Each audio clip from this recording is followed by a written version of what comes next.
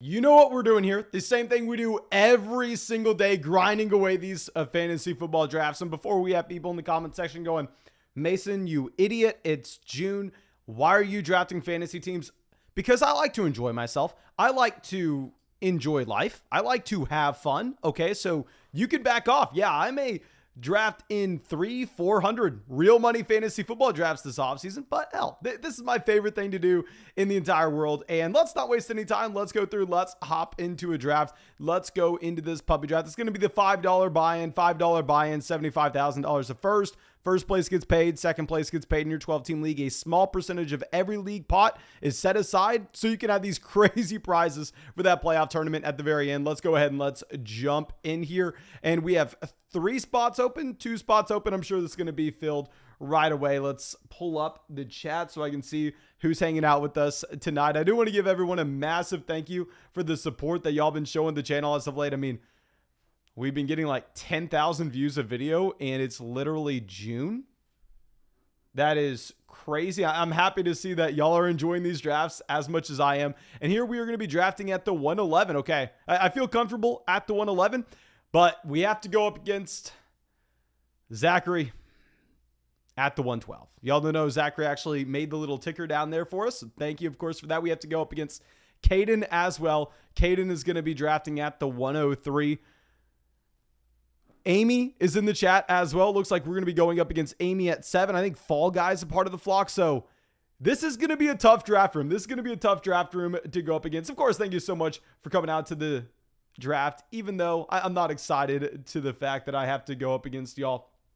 And when we are at the 111, I don't want to give away too much of what I'm thinking. I mean, here you do have Zachary at the pick right after us. I know he watches all these live streams. He probably knows where I'm going to be trying to go, but I've been mixing some things up lately in drafts. And there were a couple drafts that I had this morning that I felt very comfortable with.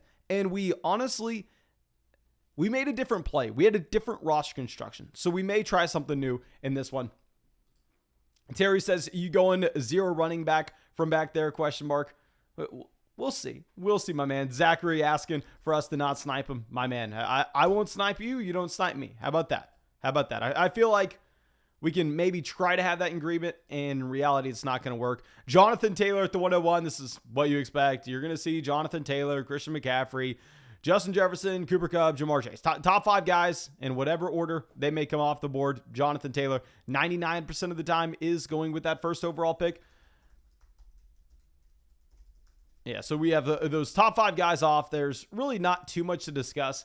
I really want to just come out on a limb and say, based on the running backs that are available at the 2-3 turn versus the wide receivers, like I want to make a stance where I'm going to start drafting Kupp, Jefferson over Jonathan Taylor, CMC. That way we can take advantage of the Nick Chubb value at the beginning of the 3rd round instead of having to go through and draft someone like Mike Williams. Like I'd easily rather have Cooper Kupp and Nick Chubb than Jamar Chase than Christian McCaffrey and Mike Williams. But dear God, like if you walk out on a limb and you say you're just done drafting done drafting Christian McCaffrey or done drafting Jonathan Taylor this season, and you're going to go with the wide receivers in that range instead, it can go real bad for you real quick. Real bad for you real quick. Now let's pull this up. We are going to be drafting at 11. Lamb goes. So I'm sure Zachary's going to go ahead and take Devontae Adams, Mark Andrews, at least based on how I know Zachary drafts. When we have Najee Harris making it to us here, I've been trying out some different starting strategies. We will be fine taking Najee Harris at 11, even if that means we don't get a wide receiver or an elite level tight end here at the turn. But let's see what Zach does. I'm assuming he goes Adams and Andrews. If he doesn't, I'm fine taking, he goes Adams and Andrews. I'm fine taking Najee Harris and Dalvin Cook, as if you're looking at the ADP for both these running backs, I think the combination of teams that are going to be able to start their drafts with those 2 guys, it is going to be minimal. So let's go Najee Harris, Dalvin Cook. A little bit of a different start than usual, but I think we can make it work. And Zachary says, was hoping you'd go Devontae Adams, wanted Najee Harris and Mark Andrews. Yeah, I'm going to stop trying to force things in these drafts. I've done closing in on now, I think 135 drafts so far. And I think in these drafts, I really need to let the board come to us. And I really need to stop saying, you know what? We need an elite level tight end. We need Kelsey. Let's take him at the 107. Or we need Andrews. Let's take Andrews at the 111. I think that we are going to be a little more relaxed, understand we are going to have so many of these drafts. If we let the board fall to us and make sure that our roster construction optimizes our upside, then we should just be completely fine. And Tajay Sneed coming out here trolling us already with the question, says promo. My man, I was going to hold off on y'all. I was going to wait to let y'all know about this promo code until the third round. But if you really need to ask about it in the second round, I guess I'll have to tell you about it. If you want to have fun with us on these live streams, if you want to have fun, hop into these real money fantasy football drafts today in June. Make sure you go sign up for Underdog Fantasy. You can find the link in the live chat, find it in the description of the video. Everybody knows this by now. And when you sign up for Underdog Fantasy, they will match your first deposit dollar for dollar up to $100. And on top of that, you will get our 2022 rankings, our 2022 Dynasty rankings, our Dynasty Rookie rankings, our Dynasty Rookie Draft Guide, and you will support this channel more than you could ever believe. If you enjoy watching these drafts every single day, find a small little piece of your heart, a small little piece, and go, you know what? It's worth going and depositing $10 on Underdog Fantasy with promo code FLOCK to support this channel, because I promise you it will support more than you could ever imagine. I promise you. I would not bother y'all with that promo code that much if it did not. Okay. Thank God we are seeing that team at the 101 go with 3 running backs, Jonathan Taylor, Alvin Kamara, and Leonard Fournette. Oh, it would have been brutal if we just had these wide receivers continuing to fly off the board. And I'm sure we're still going to end up grabbing 2 wide receivers that we like at the 3-4 turn. I mean, that's why I'm comfortable taking a Dalvin Cook here at 14, going RB, and not really overthinking it. Because if we're looking at the running backs that will be available to us at the 3-4 turn, we're going to be looking at James Conner. We're going to be looking at Ezekiel Elliott. And Cam Akers used to go there. I think Cam Akers may be one of our least drafted players, but now he's falling to the 4 or 5 turn, and there Cam Akers is appealing. There I'm probably going to start drafting some Cam Akers, but I was never taking him when you had to take him over guys like DJ Moore, Hollywood Brown. I'm going to continue to take those wide receivers. Barkley goes at pick 29. Interesting. I'm sure that this team here at the 106 was really hoping they got Barkley. Javonte Williams is still on the board. I mean, I've seen Javonte Williams falling consistently in these drafts, and he honestly should be falling. Like, I think Javonte Williams, for him to be going at the 2-3 turn, at one point he was going ahead of Aaron Jones. Honestly, looking back, that was crazy.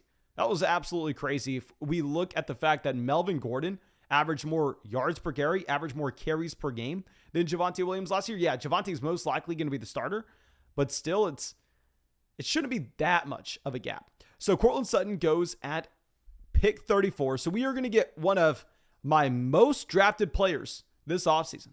I thought we weren't going to have him at all. Like, we literally spent almost the entire offseason screaming that he was overvalued in Dynasty. And Dynasty in particular, because in Dynasty he's going before T. Higgins.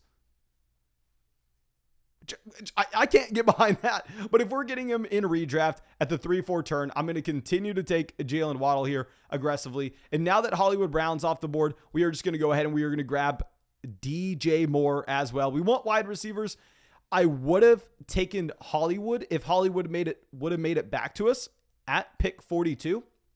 I'm sorry, at pick 38 at the 402. And I think I've already talked about this, but how I am breaking down our tiebreakers for Hollywood Brown versus DJ Moore, for Hollywood Brown versus Deontay Johnson, is essentially if I set myself up with Kelsey in the first or at the beginning of the second, where we know that we are going to be taking Patrick Mahomes at the 3-4 turn, and then we are going to go with another wide receiver. There, I'm always going DJ Moore. I'm never really going to consider taking Hollywood, because the main advantage that you get of taking Hollywood Brown at pick 38 is all of a sudden you get to stack him with Kyler Murray almost 100% of the time at the 5-6 turn.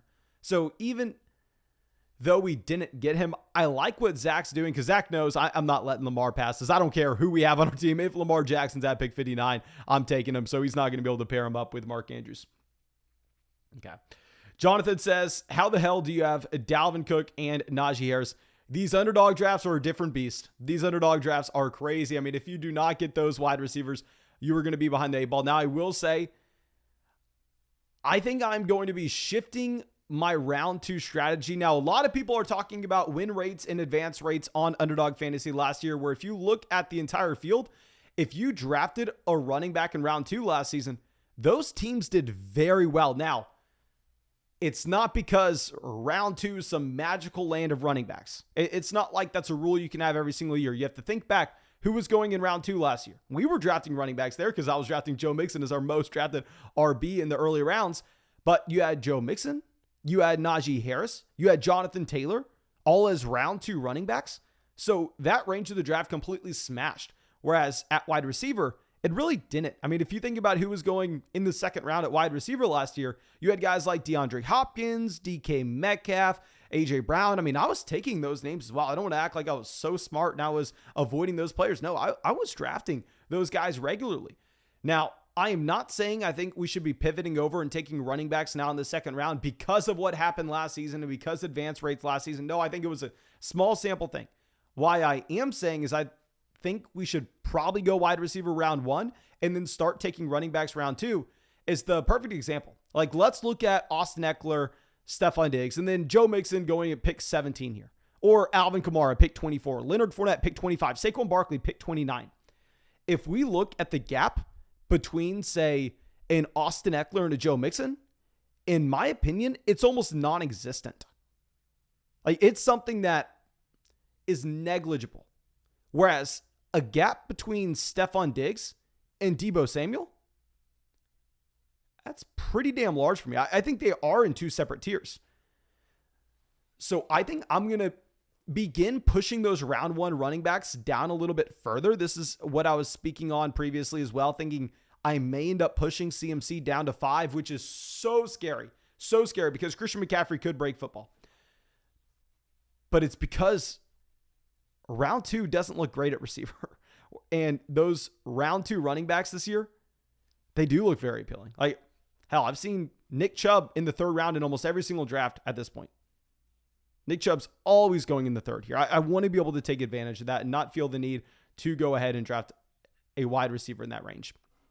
Okay, so Zeke lasts all the way to pick 56, 15 picks behind his ADP.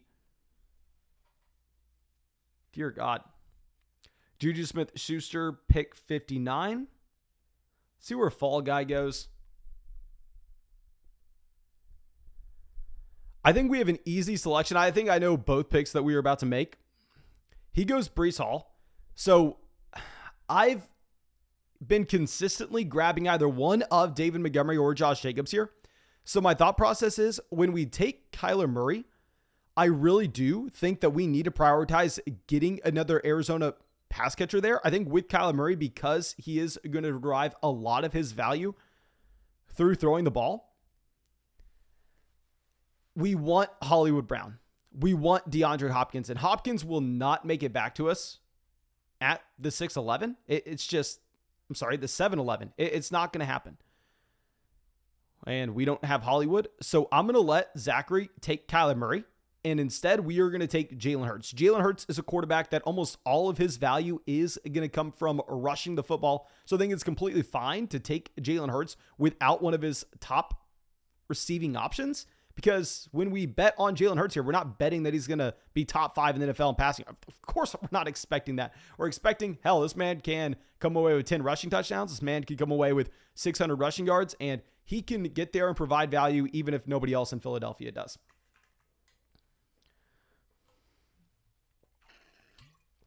Okay, Zachary was worried that we were taking Kyler Murray at pick 59. We weren't taking Kyler at 59. I was really hoping that we were going to get Lamar Jackson making it to us there, or honestly, an Ezekiel Elliott selection would be fun. Now, the issue is when we go through 6 rounds, we've only selected 2 wide receivers, and we already have 3 running backs. We have Najee Harris, Dalvin Cook, and David Montgomery. It gets to a point where it's very hard for us to continue to take running back based on the roster construction that we need at best ball. So most people, a lot of smart people, would honestly maybe only take 4 running backs with this build. They would go with the hyper fragile approach. I am a chicken, and I honestly think that if you look at the volatility that you are going to have in just the spike week potential between different running backs and receivers later on in drafts, I think that people almost overvalue the spike week potential that you could get at the flex spot from a receiver. And I don't mind being one running back too heavy and one wide receiver too short in best ball, even though I know a lot of people are going to say that's crazy, because I think the market has changed the wide receiver value so damn much where it's fine. So we're probably still going to draft 5 running backs with this team. We're probably going to come away with 2 quarterbacks, 5 running backs, 8 receivers, and 3 tight ends. Because we missed out on one of the top 5 tight ends. And when you miss out on one of the top 5, I think you almost exclusively have to go with 3. Falony says, Jarvis Landry will definitely play a lot better than his ADP. I honestly don't necessarily get the Jarvis Landry hype. I mean, with Jarvis, I understand that you can make an argument that he is getting an upgrade in his overall quarterback play. No, don't want to say Jameis Winston is a much better NFL quarterback than what you had with Baker Mayfield. I think Jameis Winston is probably never going to lead the Saints to be a Super Bowl contender. Of course, that's not going to happen. But from a fantasy football standpoint, yeah, Jameis Winston can sling the ball. Jameis Winston can put up passing yards. Last time we saw Jameis Winston fully healthy, last time we saw him play an entire season, the man was number 1 in the NFL in passing yards and number 2 only behind Lamar Jackson in passing touchdowns.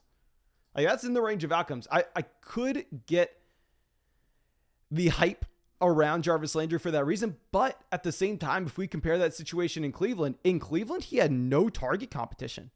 Who is he going up against? Donovan Peoples-Jones?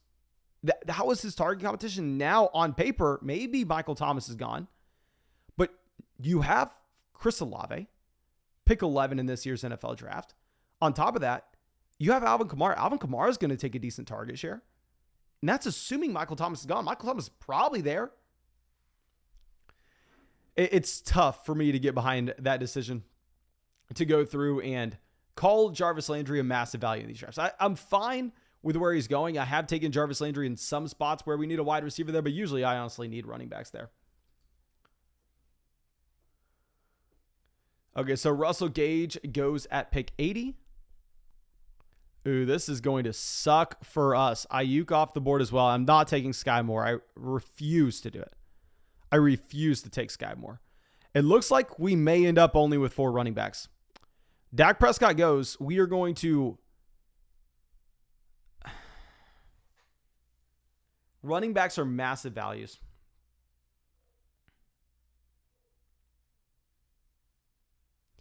I don't know if Zachary would do it to us. All these running backs, these 3 running backs here are all about the same.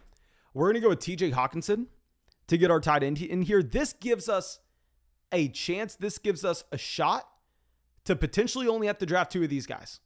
To potentially only have to draft 2 tight ends. Let's see what Zachary does. I'm interested. I'm interested to know this. He only has 1 running back. He takes A.J. Dillon, pick 84. Honestly, kind of expected that. Let's see if he also goes Clyde Edwards-Helaire for his 3rd RB. Thomas says, what's the Sky Moore hate? I think Sky Moore is a great wide receiver, and from a dynasty fantasy football perspective, I mean, you can go through and you can invest into him.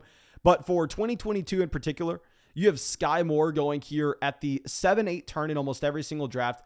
Christian Watson goes like 3 rounds later. 3 rounds. Okay. Let me know what y'all are thinking here. I'm not going to... Oh, God, this is painful. Painful.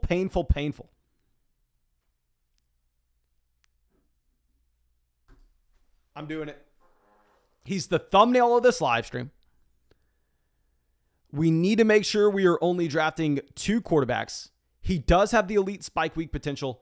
And with Trey Lance, probably the most important thing is, if we are not going to have a stack available to us, which we probably don't, unless we want to get excited about drafting Tua Tagovailoa, we need the quarterback deriving the majority of his value based on his rushing ability. Lance can do that. So we are going to go through, take our 2nd quarterback here in Trey Lance. Now we are done at the quarterback position. Everybody knows this. Fall Guy looks like he's also done. He went Joe Burrow, pick 63. Dak Prescott, pick 82. So we are really hoping that we get some quarterbacks off the board. We are really hoping that we have some wide receivers falling to us. But we'll see. We'll see. Oh my gosh. I was debating between so many different things. I was debating, okay, do we go Clyde Edwards-Helaire, get the best value to running back? Do we go Miles Sanders, build in some correlation with Jalen Hurts? Or do we just full-blown reach on Dallas Goedert, stop at 2 tight ends with Hawkinson and Goddard, and claim that we have the stack there with Jalen Hurts? Honestly, I love me some Lance. I love me some Trey Lance. I want to make him one of my most drafted players overall.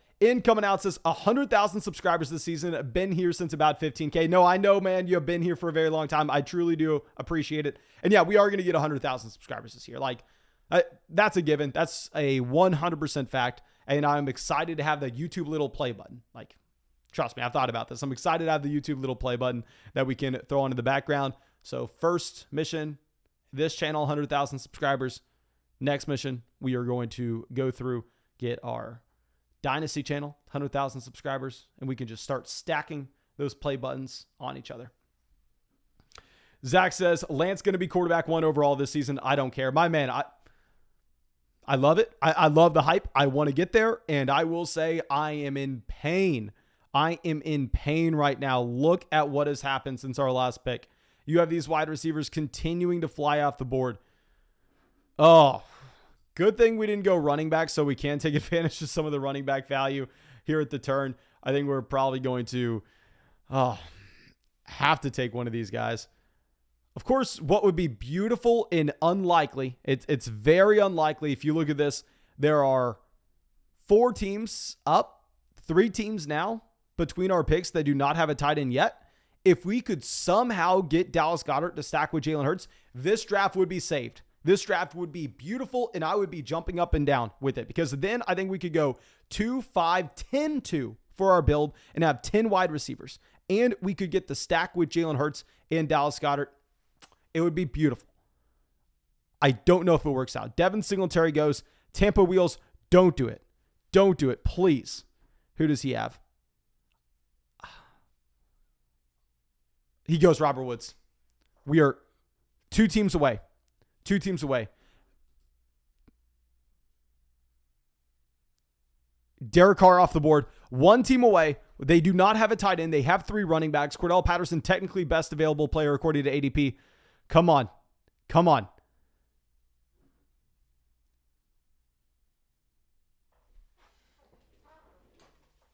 Oh, this is going to be a beautiful draft. This is going to be a great draft. Let's bring in Dallas Goedert, ladies and gentlemen, the player I was thinking about potentially picking at the end. Now we are going to be able to draft 10 wide receivers with this team. So, yes, our wide receiver room is gross so far with only Jalen Waddle and DJ Moore, but we should have top-end quarterback production every single week with Jalen Hurts and Trey Lance. We should have top-end running back production every single week with Najee Harris, Dalvin Cook, David Montgomery. Top-end tight end production with Hawkinson and Dallas Goedert. And if we can just backfill with quantity over quality with wide receiver, I think we should be happy. And honestly, let's see where Zach goes. I'm assuming that he was trying to get Derek Carr to make it to him at this turn to stack with Devontae Adams, but doesn't happen. So his pick, Tyler Boyd, 108, completely fine with it. We honestly may end up going Cordell Patterson. What does he do? He goes Jameson Williams. Spam the chat right now. Cordell Patterson has fallen 17 picks past his ADP. Spam it. Am I a madman? Have I lost my mind to potentially pass on Claypool here, pass on our 3rd wide receiver in favor of grabbing a running back that has fallen way too far? Philip says Patterson. Derek out here saying Melvin Gordon. I get the Melvin Gordon hype. I think this is truly a unique team. I think we, honestly, you may be able to make the argument that this should be a hyper-fragile team and we should draft 11 wide receivers. We have lost our minds. I know. We have lost our minds. You don't have to tell me. But, oh my gosh, this is a very interesting team. 111, Najee Harris, Dalvin Cook to start us off. Jalen Waddle, DJ Moore at the 3-4 turn. We have a couple elite quarterbacks, Jalen Hurts and Lance. A couple top end tight ends, Hawkinson and Goddard. Goddard to get the stack with Lance. I'm sorry, to get the stack with Hurts. I'm fine not stacking Lance with anybody, given the majority of his value should come as a rushing option. Oh, this is going to be interesting. Terry says 11 wide receivers at this point. We will see. It's just so hard for me to draft Chase Claypool over Cordell Patterson. Doesn't matter what our team is, because eventually people are going to have to stop drafting wide receivers. Eventually people are going to have to say, okay, well, yeah, we are all playing in the same game here. We all have to have production at running back, wide receiver, tight end, and quarterback. We see that after we take Patterson, there are only 2 wide receivers that go in the rest of the round. We have a ton of running backs, tight ends, quarterbacks. Is what we are needing, honestly. Frymuth off as well. Damian Pierce off. Let's get these guys going. We're going to get wide receivers making it back to us. Oh, this is beautiful. This is beautiful. Okay. So, best players according to ADP up here. And we cannot look at quarterback or tight end. So, this is us. This is us right here for the rest of the draft. And once we draft one more running back, this is us. Okay, but let's wait a little bit. Let's see best available when we're at pick 131. So we may have a couple different plays. Terry says, let someone else have Patterson. Do yourself a favor. Honestly, man, no. I think we did ourselves a favor by taking Patterson. Look at the run that you had afterwards. How many wide receivers went after we took Patterson? 2. I think we played that beautifully. I was stressing it. Glad we went with our gut. Glad we went with Cordell Patterson at pick 110. Tim Patrick off. Maybe we end up taking Jarvis Landry. The chat's a favorite player in this live stream at this point. Okay, so Jarvis Landry goes at the 11:08. Never mind. I guess we're not getting Jarvis. Ramondre Stevenson off the board. Okay, McCole Hardman gone. Obviously, we are going to go with the wide receiver. Right? I think that to take Alexander Madison here would be straight up overkill. We need to start bringing wide receivers in. Now, if we get a running back value following, we'll take him. Let's see what Zachary does. Zach has 1 tight end, but that is an elite tight end. Mark Andrews, 1 quarterback. It is an elite quarterback in Kyler Murray as well. So I don't think he's forced to go with either position, especially if he didn't have Jalen Waddle. Like, you can make the argument if he had Waddle, you should probably go Tua here, but I don't think it matters. It would have been interesting if he would have paired up Gesicki and Tua on the turn. Obviously, that would have helped us. It doesn't happen. A GA says, I got here at the Goddard pick. Who is the other tight end? Hawkinson. We have Hawkinson and Dallas Goddard. Okay, so let's figure out our next pick. Jacoby Myers goes. I think we have an easy one, right? It's Jamison Crowder. Just go ahead, take Jamison Crowder. If you look at the amount of wide receivers that Buffalo has in the field at once, we are taking Cole Beasley over and over and over again last year. And Cole Beasley was a pretty good player in best ball. I mean, we did have some usable weeks. And here we are just trying to load up on as many of these wide receivers as possible that can cycle through that wide receiver 3 slot in our lineup. So completely fine with Crowder here at pick 134. Hopefully we get some more quarterbacks and tight ends off before our next pick at the end of the 13th. That's what we're rooting for. And we will get another draft going after this one. We have almost 300 people out in the live chat right now. We always say, oh, if we had 150 likes on the draft, we'll go through and get a second one going. But no, thank you so much, of course, for everybody supporting the channel. I promise you, I appreciate y'all more than you could ever imagine.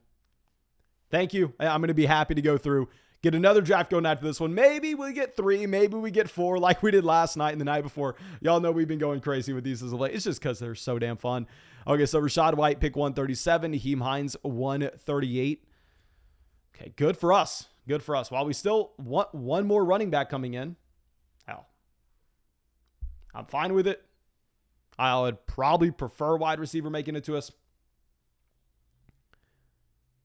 Andrew says he got Boyd in another draft at pick 126. How the hell did you manage that? I actually have a video coming out later this week about Tyler Boyd. And I will admit, y'all know we say we are doing these live streams every single day until the season starts. There will be about a 4-day stretch where I'm moving across the country that these drafts will not be streamed live. Instead, they are going to be pre-recorded and premiered. And I apologize, but we will have drafts going every single day. And with those drafts, I will post it. I will post when we're drafting them if y'all want to hop in. You just can't watch our reactions live. You'll have to go, okay, well, let's see what Mason thought about my team later next week.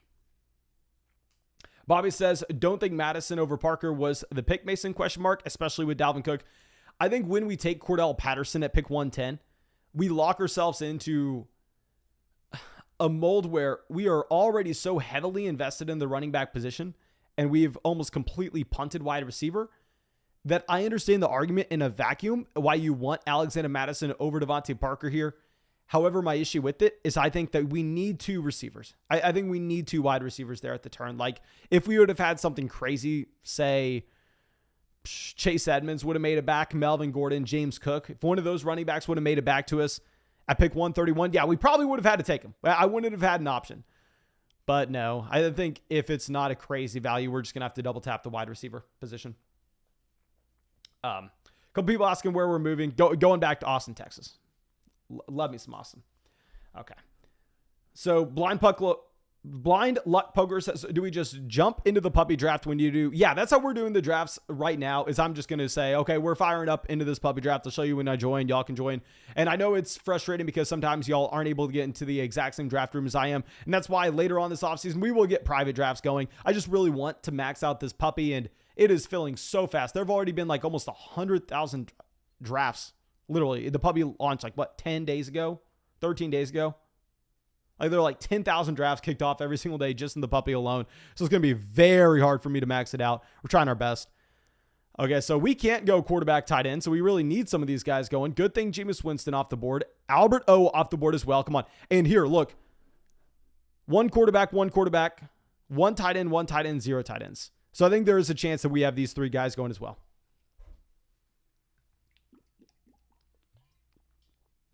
Let's see what Tampa Wheels does. He has 6 wide receivers. His quarterback, Stafford. He has the Stafford and Allen Robinson stack. He reached on Robinson and take him in the middle of the 4th. He goes Trevor Lawrence. Okay, so Tua is off. Okay, this player he has 0 tight ends. What we're hoping for is we're hoping he goes Irv Smith Jr.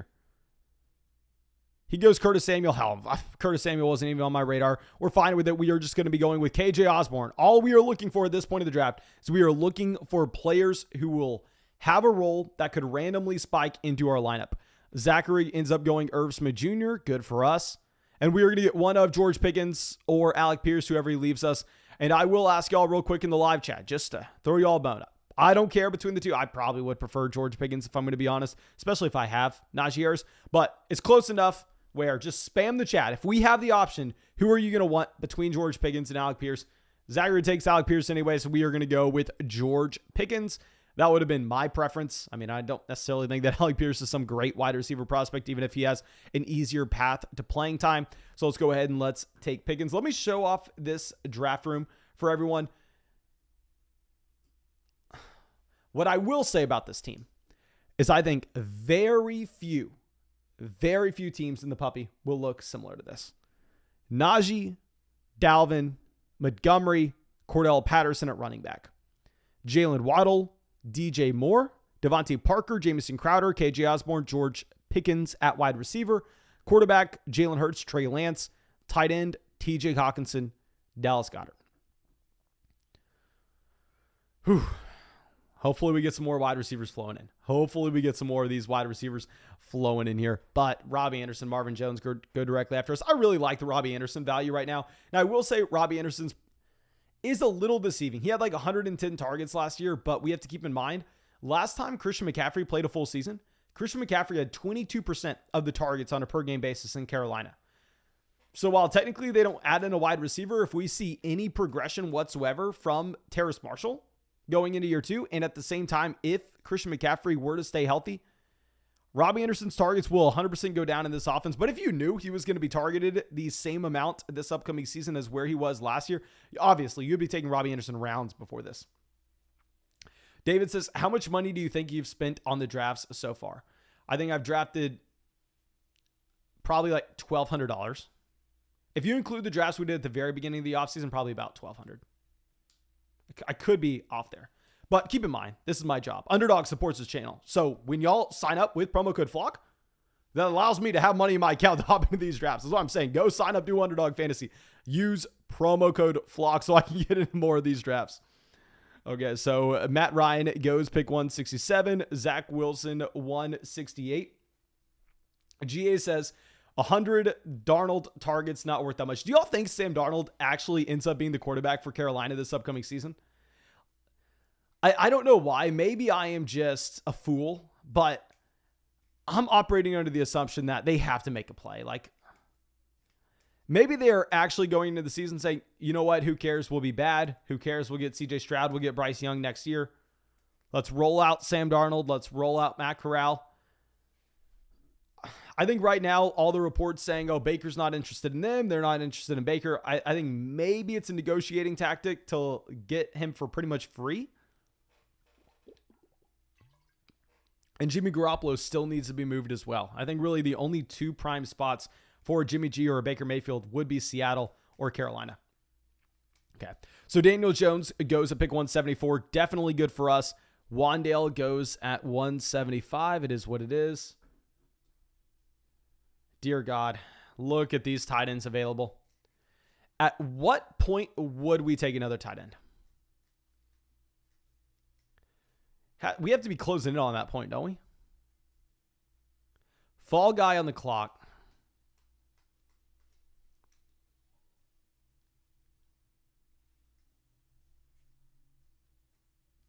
He goes Hayden Hurst. I think Zachary's 100% done taking tight end. We may take another. I'm going to take my fifth running back here in James Robinson. I think James Robinson's a fine value. If I'm ever going to take Robinson, I want to take him on a team that can have his lack of production at the beginning of the season. I think that is exactly what this team is. Now, spam the chat if you think I should just grab Higbee. Because how I'm viewing it is one of the reasons you take so many wide receivers is for the potential for one of them to slide into your flex spot, but Higbee can do that same thing. Like, who scores more points this year? Tyler Higbee or AJ Green? Tyler Higbee or John Mechie? Tyler Higbee or Kendrick Bourne? It's probably Tyler Higbee. I wasn't planning on going 3 tight ends, but when Higbee falls to pick 182, 20 picks behind his ADP, we kind of have to. Okay, so let's slide this up.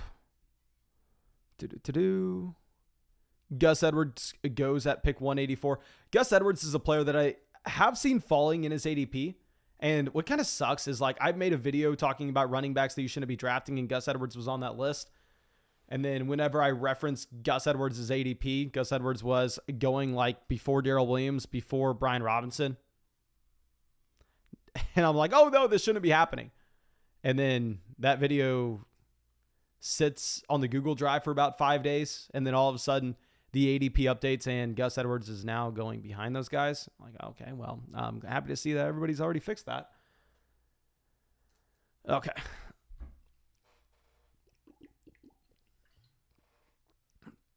We have some tight ends going after us. And yeah, we 100% need to see tight ends off the board once we take our third guy here in Higbee. And if you are just now coming in the live stream, we are going to get another draft going after this one. So please do not worry. We are going to get in another one. Raheem Mostert goes to pick 189.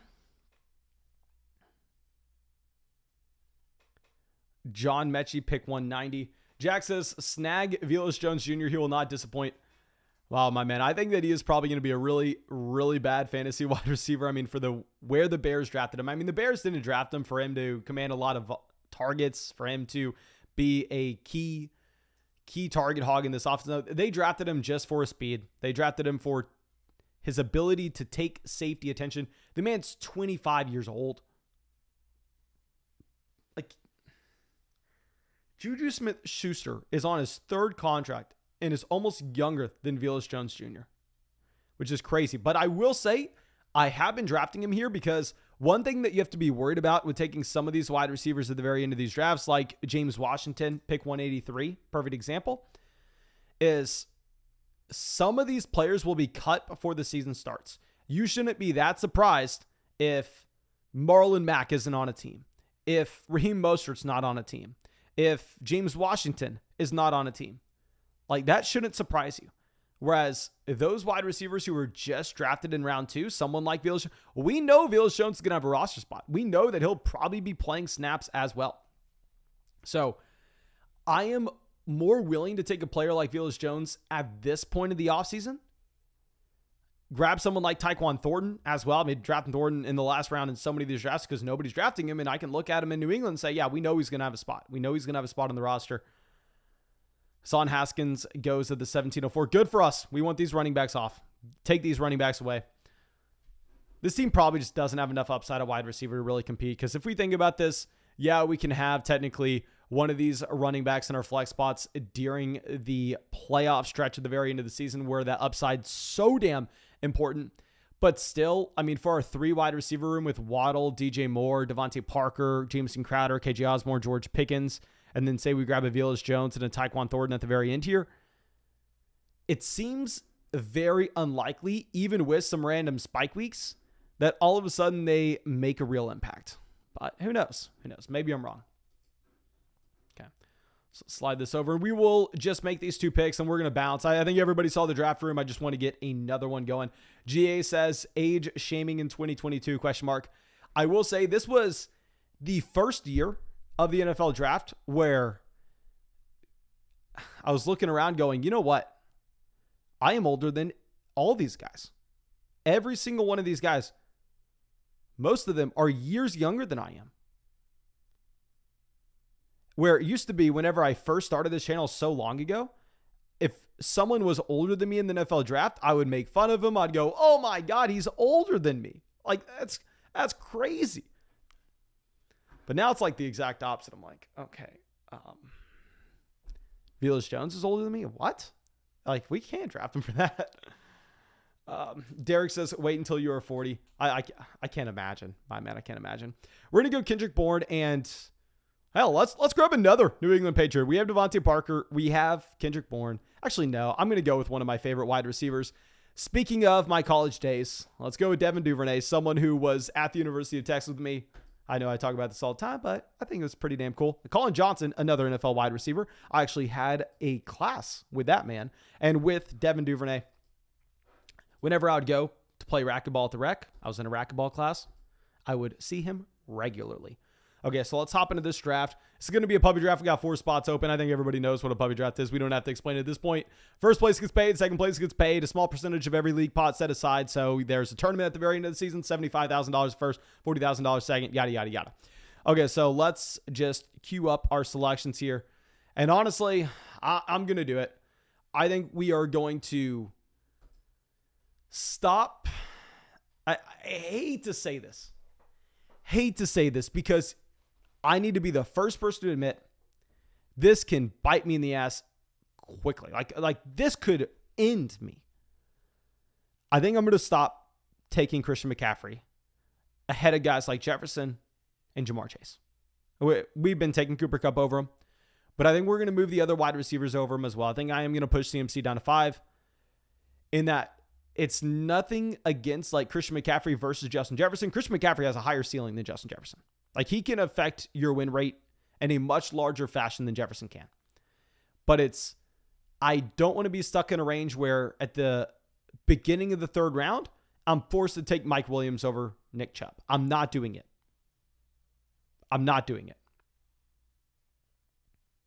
Robert says, are draft picks random? Because I feel like I'm always pick 11 in my drafts. My man, I am right there with you. Of course they're random. I mean, of course they're random. But I feel like I am always pick 112. Like almost every single draft. I had at one point like 4 drafts in a row where I was the 112, 112, 112, 112. Like 4 drafts in a row. Okay, so we have Patrick coming out saying that he made it into the draft. Thank you, my man, for hopping in here. We have a couple of the regulars out here. We have Derek sitting at pick 7. We have Falony at pick 12 and Walter Picks as well, pick 10. Please let me know if you're also part of the flock and you're in this draft. Let me know what pick you are at. Okay, so like I said, I wasn't usually doing this. And it's nothing against Christian McCaffrey. Maybe I change my mind tomorrow. Maybe this is something I change my mind tomorrow with. CMC can average 29 fantasy points per game. He can bury us if you fade him. I'm just looking at the beginning of round 3, and I'm saying the wide receivers in that range are gross. The running backs in that range are fantastic. I want to set myself up with the potential to go running back there. Okay. So Caden says, Tannehill slept on. I keep on drafting him and Treylon Burks. I honestly think Ryan Tannehill is a great value in these drafts. I mean, if you're looking at him compared to some of the other late round quarterbacks, Ryan Tannehill has had top 5 seasons before in the NFL in adjusted yards per pass attempt. If we go back, now I will say, if you look at the splits for Ryan Tannehill with and without AJ Brown, it is concerning. Like the adjusted yards per pass attempt is like down, off the top of my head, about 30%. When A.J. Brown is not in this offense. A.J. Brown was at the very top of the NFL in yards per route run. I do want to say that he is one of the very few wide receivers that drastically affects your overall offensive efficiency, and that should have an impact on Tannehill. But I agree with you. I think Tannehill is a fine value here. Blind Luck Poker says, went into another draft. I got the 104. Okay, let's see how your 104 team looks like compared to our team where we're starting out. Jamar Chase, my man. Mike says, I drafted right next to you early this morning. Hopefully I didn't embarrass myself in that draft. Like I said, guys, I'm in these drafts all the time. I'm sure that y'all see me in probably half of the drafts that you log in the public lobby, because even whenever I'm doing research for videos and stuff during the day, and whenever I'm writing on our draft guide on a separate monitor, 9 times out of 10, I'm in a draft. But thank you, my man, for... I wish we had a chat. That way you could message saying, oh, hey, I know you on YouTube. I watch your YouTube videos. That would be really cool. David says, do you like AJ Brown in Philadelphia? The issue is this Philadelphia offense should be in the bottom half of the NFL in overall passing volume, and AJ Brown at the same time has more target competition with the combination of Devontae Smith as well as Dallas Goedert than he did in Tennessee. So I will say, I think AJ Brown's one of the most talented wide receivers in the NFL, but he's put into a very bad situation for this upcoming season.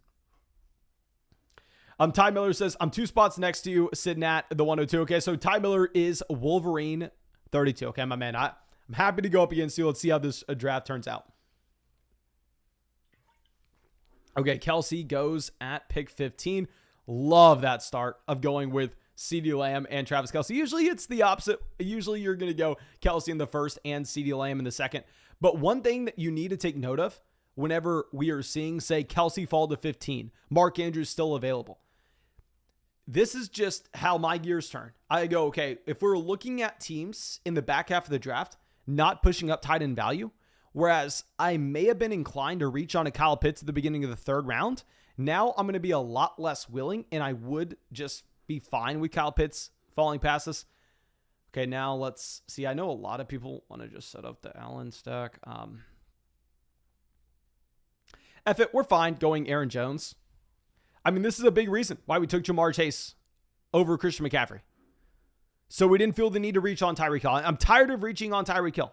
I'm tired of having CMC and go, okay, crap. Well, we need to make sure we're getting a wide receiver in this range. So let's go ahead and let's take Tyreek. No, let's go Aaron Jones. If you look at Aaron Jones in games that Devontae Adams hasn't played, I mean, you have Aaron Jones with an increased role in the red zone, with an increased role in the receiving game. I think Aaron Jones is a fine selection at pick 21.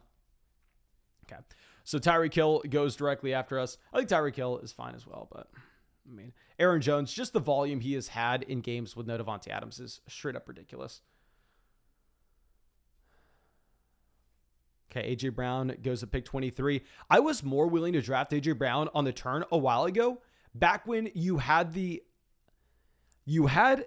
ability to stack him with Jalen Hurts. Like Jalen Hurts used to fall to the end of the 6th round in some of these drafts, where now that is just never happening. So if you take A.J. Brown here, your odds of getting Jalen Hurts, slim to none. So A.J. Brown went from being a wide receiver I was drafting a ton of, to now his ADP hasn't changed. Just the ADP change of Jalen Hurts means I'm kind of out on him, because it's harder to structure your roster around that pick in the 2nd round. Okay, so you have Barkley, Javonte going at the 2-3 turn. Let's pull this up. Where did Alvin Kamara go in this draft? Alvin Kamara goes at the 201 here to Falony. Alvin Kamara just has such a wide range of outcomes. I'm sure he starts the draft off that way so he can have a unique combination of Dalvin as well as Kamara. I'm assuming Flash Thompson goes with Leonard Fournette.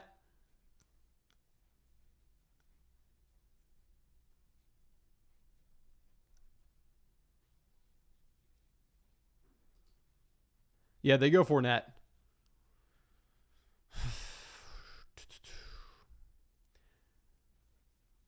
This is so common, and I hate doing it. You know what? I'm not going to do it. The most common thing that people would do here is they would just go ahead and they would take Josh Allen, because when you take Allen and you're pairing him up with Jamar Chase, you are getting access to that Week 17 Cincinnati Bengals and Buffalo Bills game. And yes, so much of that money is going based on your Week 17 performance if you get to that tournament. But it's become so popular at this point that I feel like the edge that you actually get isn't necessarily there. I love Keenan Allen. Keenan Allen's finished as wide receiver 1 over the past 3 seasons. Now, his spike week potential may not be the same as what you're looking at with Mike Williams, because Keenan Allen's air yards are going to be way down. Keenan Allen's overall average depth of target. Keenan Allen's touchdown rate historically has been a lot lower than someone like Mike Williams as well, which makes sense because Mike Williams is a deeper threat. Mike Williams is a much bigger wide receiver overall. So that's why you're going to see Mike Williams and Keenan Allen close to each other in best ball.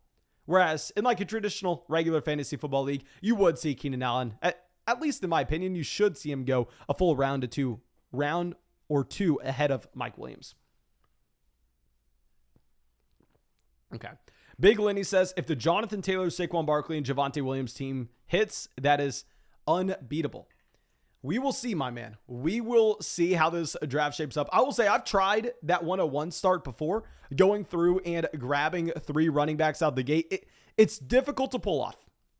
You feel really nice about it, but okay. Now we see Kyle Pitts go to the Travis Kelce team. We do need to take note of that. And real quick, let me give a shout out to Underdog Fantasy. This is where we've been able to get into real money fantasy football drafts every single day. We are going to be doing these live streams, hopping into real money fantasy football drafts that you can get in on the live stream. We do this every night.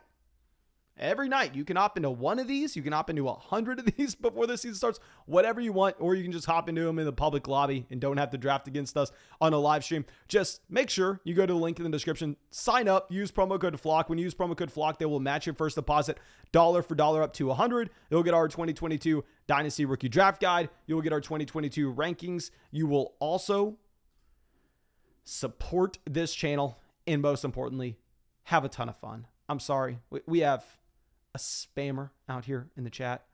The cheapest sex dating. Oh, that sounds so appealing. I'm sure a lot of people in this chat right now are going to go to naked-hd. Yeah, I'm sure that bot really helps. Okay, so Ty Miller says, by the way, deposit $100 to get in a draft with you with code FLOCK, and this is my first time. Awesome, my man. Thank you so much for getting into a draft with us, and I hope you enjoy it. I'm sure you will. And if y'all don't know if you're going to enjoy it, I would just say, just deposit $10. But hell, when you deposit $100, I had $100 into your account. So if you hop into these $5 drafts, I'm no mathematician, but that's 40 drafts. Jay says, well, when you put it like that, I'm interested. Hey, I got away with words, my man. I got away with words. Okay, so Carson says, how far is Nick Chubb going to move up the board if Watson doesn't play this season? I don't necessarily think that would help him. Maybe they would lean on the run a little bit more, but the overall offense would be worse. They would have less trips to the red zone. I don't necessarily think that should be a strong selling point. Derek coming out says, spammers suck. What's that promo code again? Oh, my man. Don't worry. If you missed it the first time, you will hear it in about 10 seconds. And if you miss it that time, you'll hear it about 20 seconds. And if you miss it that time, you'll hear it about 30 seconds later. Okay, so Justin Herbert goes to Derek to get the stack there with Mike Williams. I was really hoping we were getting Darren Waller making it back to us. Sadly, that has not happened. God dang. Deontay Johnson goes. Do we just go ahead and take Mahomes?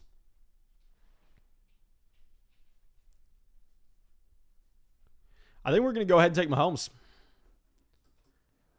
I feel like maybe I'm the sucker in the room because I do this often. Like if Patrick Mahomes makes it to the end of the 4th round, even if I don't have a stack, I go, okay, well, I still only want to draft 2 quarterbacks. I still want 2 pretty damn good players. So let's go ahead, take Patrick Mahomes, pick 45. Now, the issue is, do we reach on Juju Smith-Schuster in round 5? My answer to that is probably not. I know most people would. Obviously, you want to bring in that stack. Now that we bet on the Kansas City Chiefs offense, I would rather try to get a value with someone like Marquez Valdez-Scantling a little later on. And also, Clyde Edwards-Helaire usually goes here at the beginning of the 7th round, around in this range. So if we miss out on him, we could also go Clyde Edwards-Helaire. Okay, so we have some wide receivers off the board. Amari Cooper, Allen Robinson directly after us. What we really want to see at this point is we need to see Lamar Jackson go. Like, if Lamar Jackson is still on the board by the time we're back up with pick 52, I am going to feel pretty bad about myself. Not going to lie. Not going to lie. Derek, let me know your opinion. Do you think I am the sucker here for going ahead and taking Mahomes? Especially if I don't take Juju Smith-Schuster in the 5th round. Okay, so let's go ahead, pull this up. Gabriel Davis off the board. We have 2 wide receivers. We have Jamar Chase, Keenan Allen, so I don't necessarily think we have to take a wide receiver here if we don't think the value's there. Wolverine, this is a Ty. Ty's out there in the chat. He has Nick Chubb, Cooper Kupp, A.J. Brown, and Allen Robinson so far.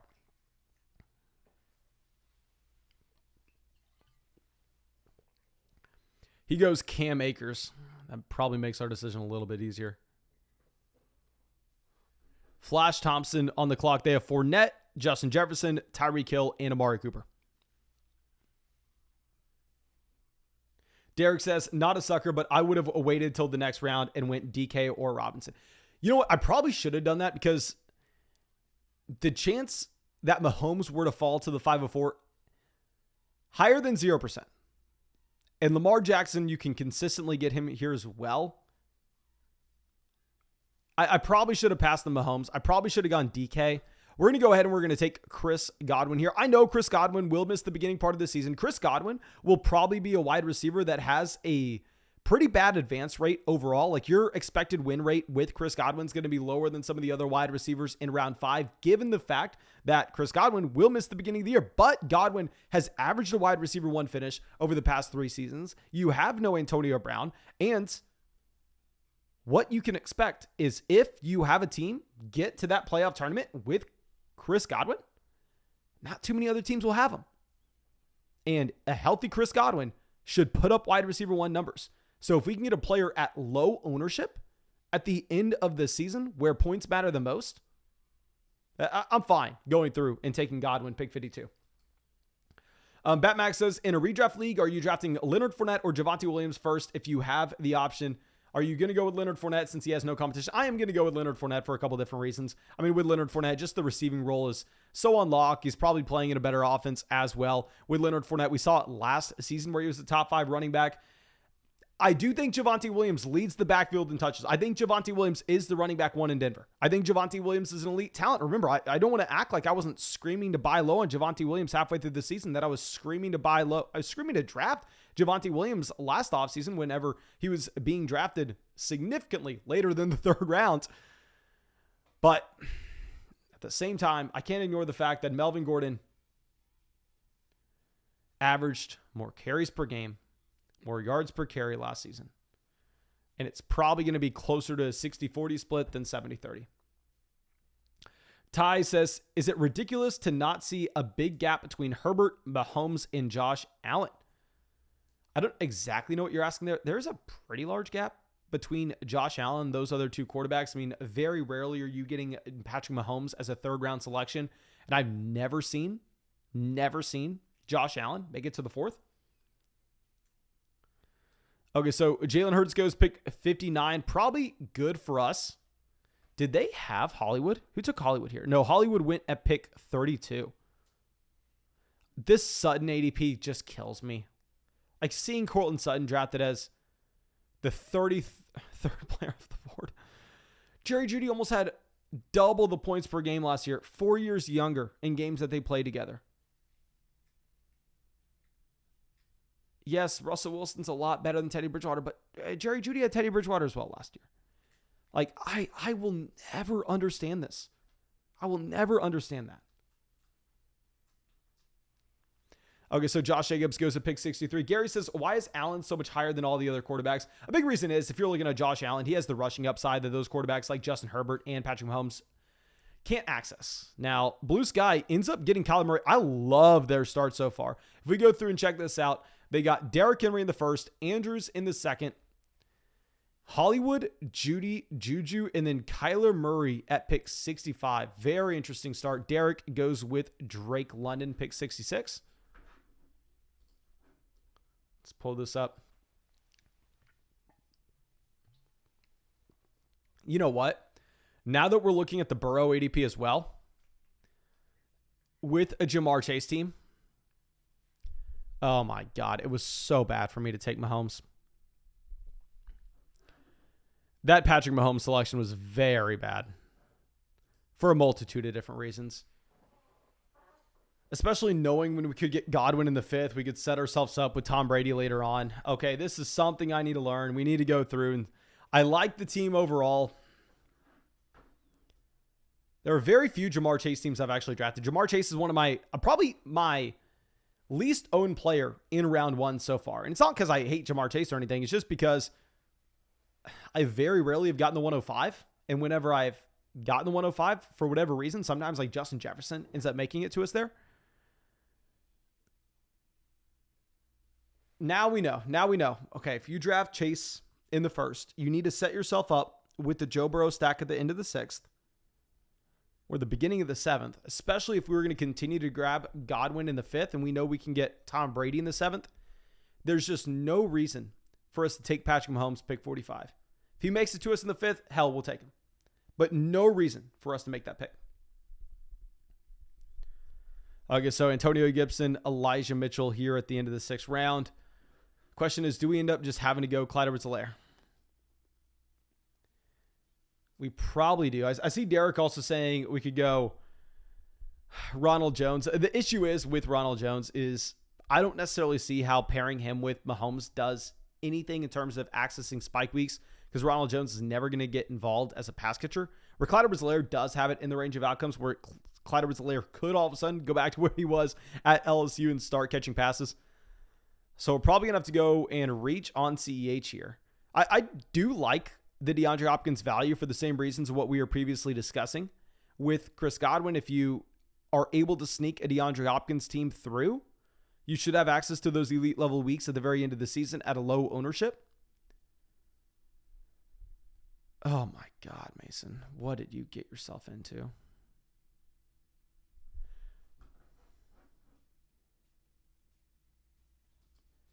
We'll go ahead. We'll take CEH. I guess we're not taking Jamar Chase. I'm sorry. We're not taking Joe Burrow to stack with Jamar Chase.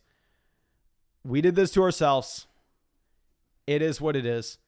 And one reason I don't want to take Joe Burrow here as well is if you look at how the rest of this draft room is valued quarterback, where they let Kyler Murray fall to pick 65, where they let Mahomes fall to pick 45.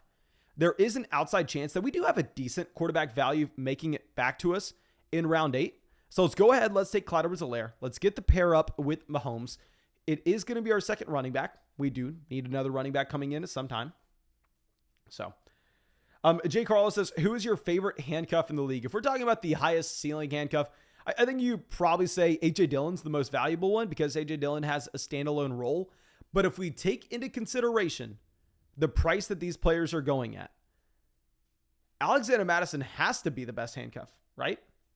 Alexander Madison's going rounds after Dillon, rounds after Tony Pollard. And with Alexander Mattison, we've seen the overall workload equal 25 touches a game in games that Dalvin Cook misses. So I think the answer is if we're just talking pure handcuff, it has to be Madison. Glitch says, who do you think wins the Super Bowl? If I had to put money on a team, and I know this is probably a cop-out answer. Obviously, they won last year. But the Rams are looking pretty damn good again. I think the best team in the NFL, if I had to choose, would probably be the Buffalo Bills. But the issue with choosing the Buffalo Bills to win the Super Bowl is their path to the Super Bowl is going to be significantly more difficult than a team from the NFC. I think the NFC is going to be an easier bet in that realistically, who do the Rams have to get through? The team that made the championship last year is going to have a first-year starting quarterback there. Aaron Rodgers lost Devontae Adams. Tom Brady's another year older. Antonio Brown's gone. And if you looked at Antonio Brown last year, in terms of Antonio Brown's yards per route run, Antonio Brown was still elite. Like, Antonio Brown was still a fantastic receiver for the Tampa Bay Buccaneers. We don't know if Gronk's going to be back. I think the Rams have an easy path. Caden says LA is winning and not the Rams. Like, if you wanted to make an argument that the Los Angeles Chargers were a better football team than the Los Angeles Rams, pal, I think you make the argument with the investments that they made into the defense this past season. It just comes down to, it's going to be such a hard journey to get there for those teams from the AFC, especially in that division.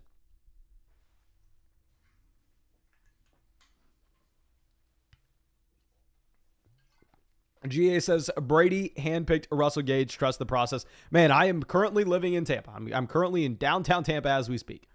I would love to root for Brady. I'd be surprised though. Okay, so Blue Sky taking it all the way down. Are they on auto? Yeah, it looks like they may be on auto. They definitely weren't on auto earlier because they reached on Hollywood Brown. Maybe they just left this draft room. Okay, so Damian Harris goes pick 90.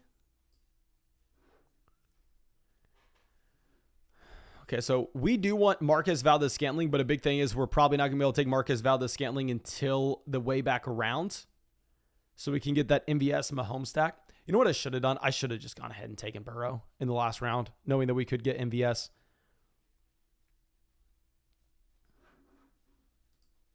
Patrick says, I'm not on auto. I had to refresh. Okay, well, Patrick, my man, I think you got a pretty good team anyway. I think, honestly, Hawkinson would have been my pick if I were you. Okay, so let's see where Cordy goes. They go Cordell Patterson. Honestly, what I was kind of hoping for, y'all know I like grabbing two top-end quarterbacks. Like, if we're talking about accessing spike weeks, like, it's just simply not in the range of outcomes for quarterbacks, say, in this Justin Fields, Tua, Trevor Lawrence, Jameis Winston, Matt Ryan, Zach Wilson, Daniel Jones, Mac Jones. They simply can't put up 32 points in a single week. It's not happening. Where Dak Prescott, Patrick Mahomes have that in their range of outcomes. So I am fine going with them. And I think we're probably just going to end up going MVS on the way back around. There are easy Dallas stacks that we can find later on. It's easy to grab Gallup. It's easy to grab Tolbert. Ty says, please don't snipe Matthew Stafford. He ends up getting Stafford for the Cooper Kupp team and Cam Akers. So he gets the double stack with Cam Akers and Cooper Kupp. Alan Lazard goes at pick 96. Aaron Rodgers, pick 97.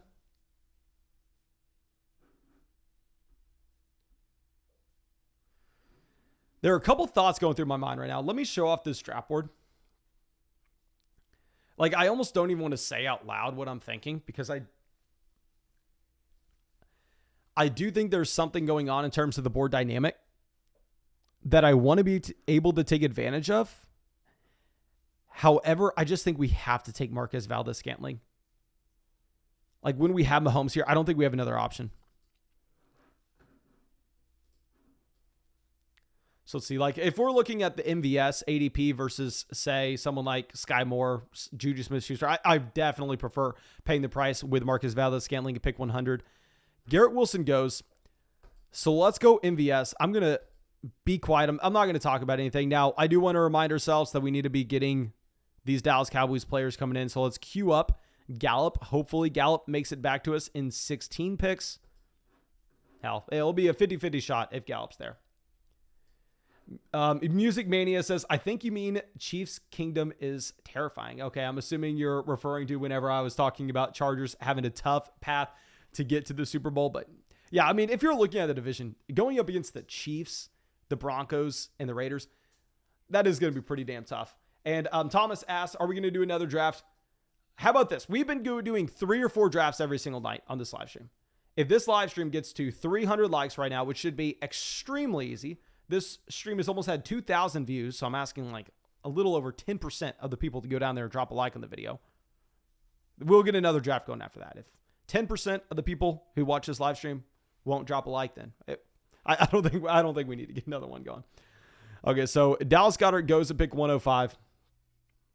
Patrick says, Mason, curious to hear your thoughts on Chase Claypool. If you looked at Claypool, his rookie season, like it's two different ends of the extreme. Like if you're looking at his target share, if you're looking at the actual targets per game and the opportunity that he had in Pittsburgh, wasn't that different from year 1 to year 2. But where the difference was were the touchdowns. The touchdowns fell off for Claypool. And what's the most volatile things year to year? Like, let me pull this up because it is very surprising to see. Obviously, Claypool had a couple massive spike weeks in his rookie season, including some rushing touchdowns as well. Now, it's hard to predict that those are going to be coming back with Najee Harris there. Okay, I actually pulled up Google Sheets instead of Docs. I'm trying to pull up my draft guide real quick so I can pull up the chapter on Claypool. Gallup goes pick 110. That sucks. Obviously, we were wanting Gallup. I can't throw a fit or anything. Gallup goes there more times than not. Like, we would have got lucky to get Gallup making it back to us. But regarding Claypool,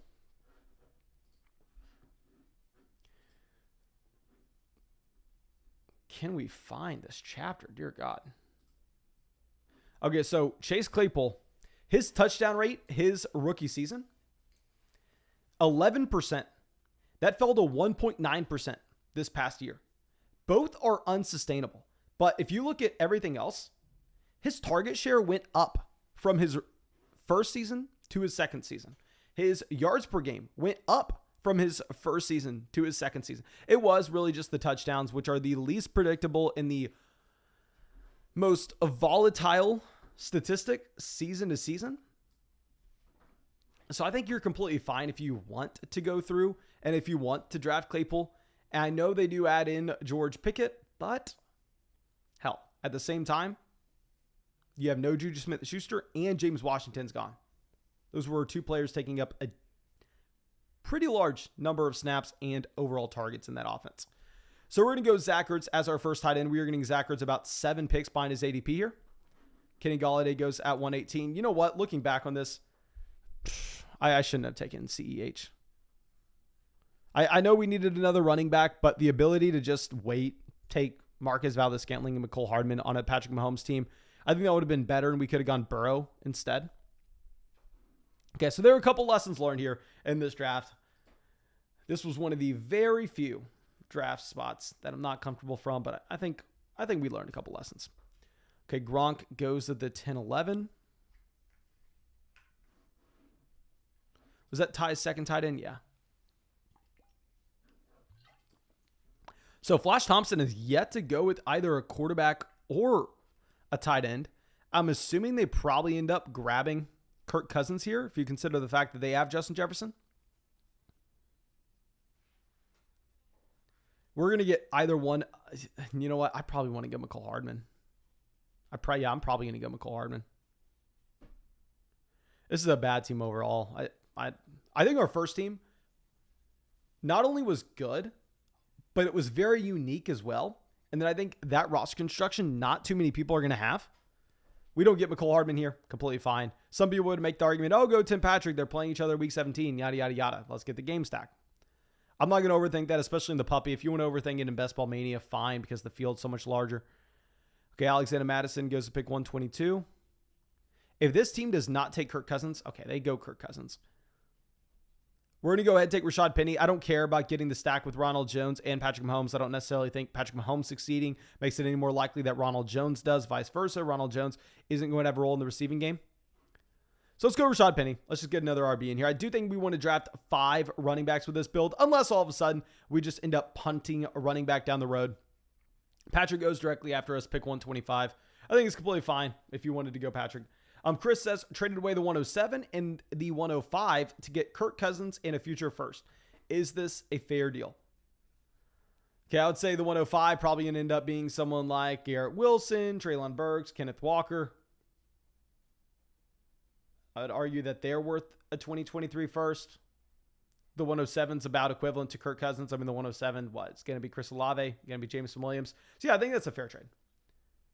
Ty says, not crazy about my team, but I like the Rams stack. Let's go through and let's check out Ty's team and see what he's done here so far. So he's going to be drafting at the 102. He took Cooper Kupp A.J. Brown, Nick Chubb through the first 3 rounds. He said the reason he went A.J. Brown at pick 23 is he didn't really care what running back made it back to him within those 4 guys. So he ends up just getting Nick Chubb. Allen Robinson, pick 47. Okay, crap. So he has a triple stack here with Stafford. So he's all in with the Los Angeles Rams with Allen Robinson, Cam Akers, Cooper Kupp, and Stafford. Oh, dear God, man. If I would have taken Stafford from you, that would have been hilarious. Okay, so you have Elijah Mitchell as well at running back, Dalton Schultz at tight end. I probably would have preferred to go with Adam Thielen over Elijah Mitchell. Actually, no, I'm sorry. Actually, no. Yeah, you did have that option. So what else are we going to be looking at here? Olave at the 902. I really like the Chris Olave selection. I like the Gronk selection. I like the Alexander Massey. I really like that team overall. And like I said, if we get 40 more likes in this live stream, if this live stream gets to 300 likes, we will get another draft going after this one. Rivers says, yo, Mason, who's your favorite shot in the dark at the running back or wide receiver position in the 18th round? Okay, so there are a couple different answers. I mean, Devin Duvernay is my most drafted wide receiver in the 18th, but Devin Duvernay is not a unique player. He is going to be in a lot of these drafts.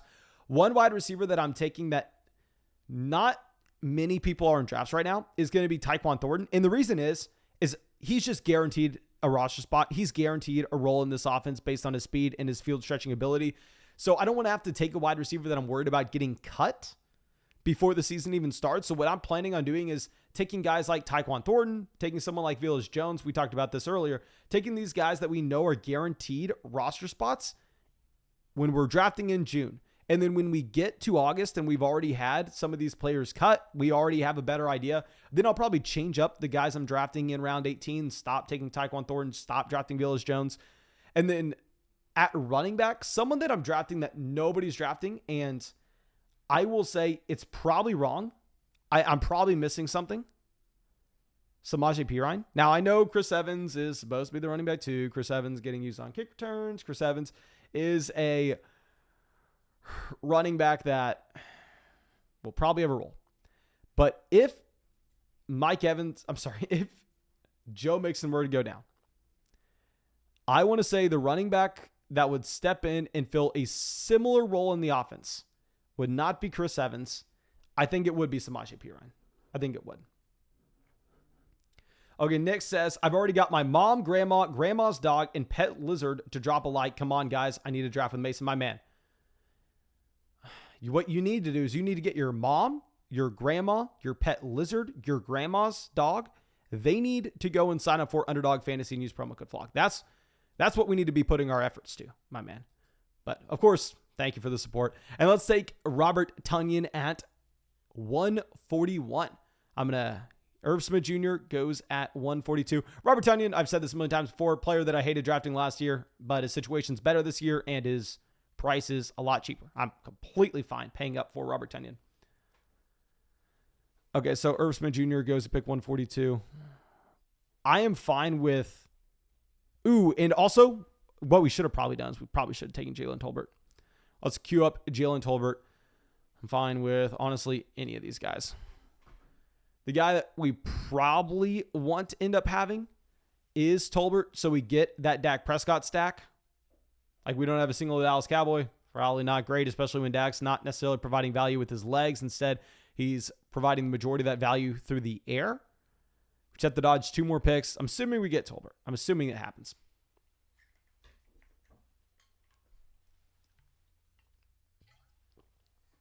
Valentine says, Mason, what are you thinking of the build from the turn? Okay, let's go through. Let's check out Valentine's team after we make our selection here. Okay, so let's see this. Wolverine, this is Ty. He's had 5 running backs so far.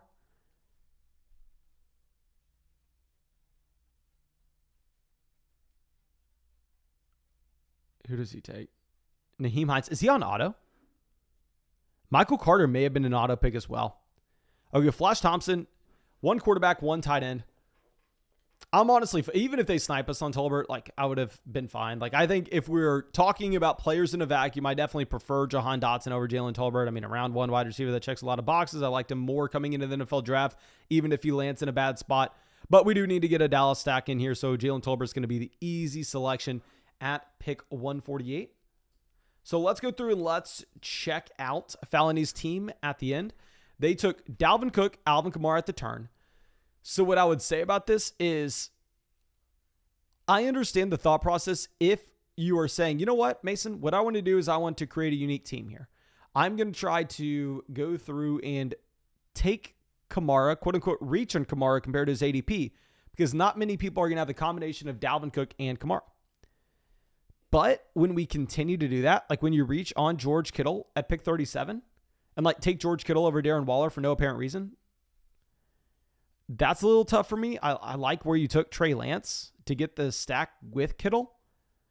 What I would have probably preferred seeing is I probably would have preferred seeing you go Darren Waller in the 4th and then just continue to slam wide receivers until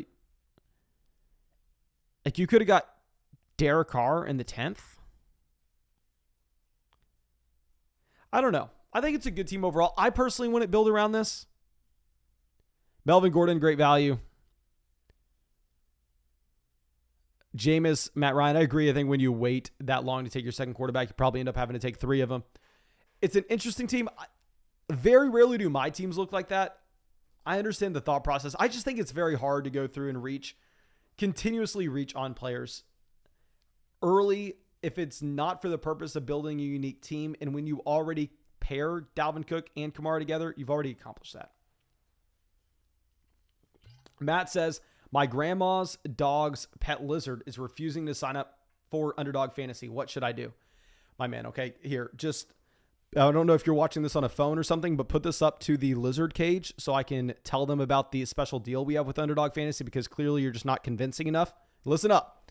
If you go sign up for Underdog Fantasy, which is where we are drafting, and it's the most fun thing you could ever do, regardless of if it's a Tuesday night, Wednesday night, Thursday night, Friday night, or tomorrow morning, Wednesday morning, I'll be in these drafts because I'm addicted. Go sign up for Underdog Fantasy. Use promo code FLOCK. When you sign up with promo code FLOCK, they will match your first deposit dollar for dollar up to $100. You'll get our 2022 rankings, our 2022 Dynasty rankings, our 2022 Dynasty Rookie Draft Guide. And I will be doing these drafts every single day until the season starts. We're going to be doing these drafts over 100 days in a row. Okay? Over 100 days in a row. So you will have so many opportunities to get in the live stream with us, to draft with us whenever you want. Hopefully that lizard was convinced by that pitch, because if it wasn't, man, I don't know what else I can do. Okay, so let's go ahead and let's take a wide receiver. If we take Corey Davis here, I've been drafting Corey Davis a lot. I really like the wide receiver, Corey Davis. Now, I will say the situation kind of sucks, but it is what it is. I mean, you don't have Jameson Crowder there anymore. But I think we can possibly get away with drafting 6 RBs, which I kind of like. I know some people aren't going to like it, but I'm going to prefer drafting 6 running backs, knowing the wide receivers that will be available to us a little bit later on. Okay, so Daniel Jones goes to pick 166. Let's see what happens here. I think we probably end up with a running back.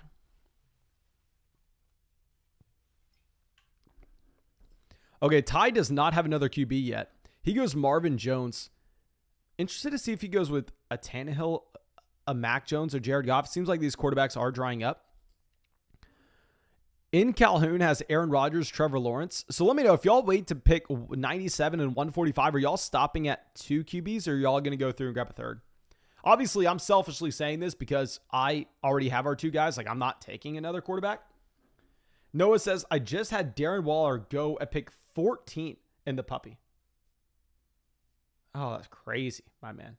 Ryan says, Mason, would love to join these drafts, but always nervous to draft this far before the season. My man, that's why I'd say go hop into some $3 drafts, hop into some $5 drafts. Just make sure you're staying in cheap drafts. And I know some people are saying, oh, Mason, how can you draft this early? Players are going to get injured. We are all playing with the same rules. We are all playing with the same information. You can say the same thing. How are you going to draft in August when a player can get injured in week 4? It's the same thing. If you're drafting with and everybody has the same information at their disposal, it doesn't really matter.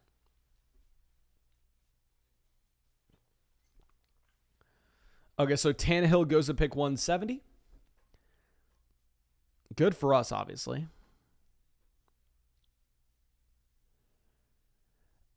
I probably am going to end up, I don't want to say this, I don't know if Flash Thompson's part of the live stream. Okay, I think we have a large enough lag on this. I'm going to end up going with the tight end here. The reason being is if you look at some of these other teams in this draft, I think you will actually.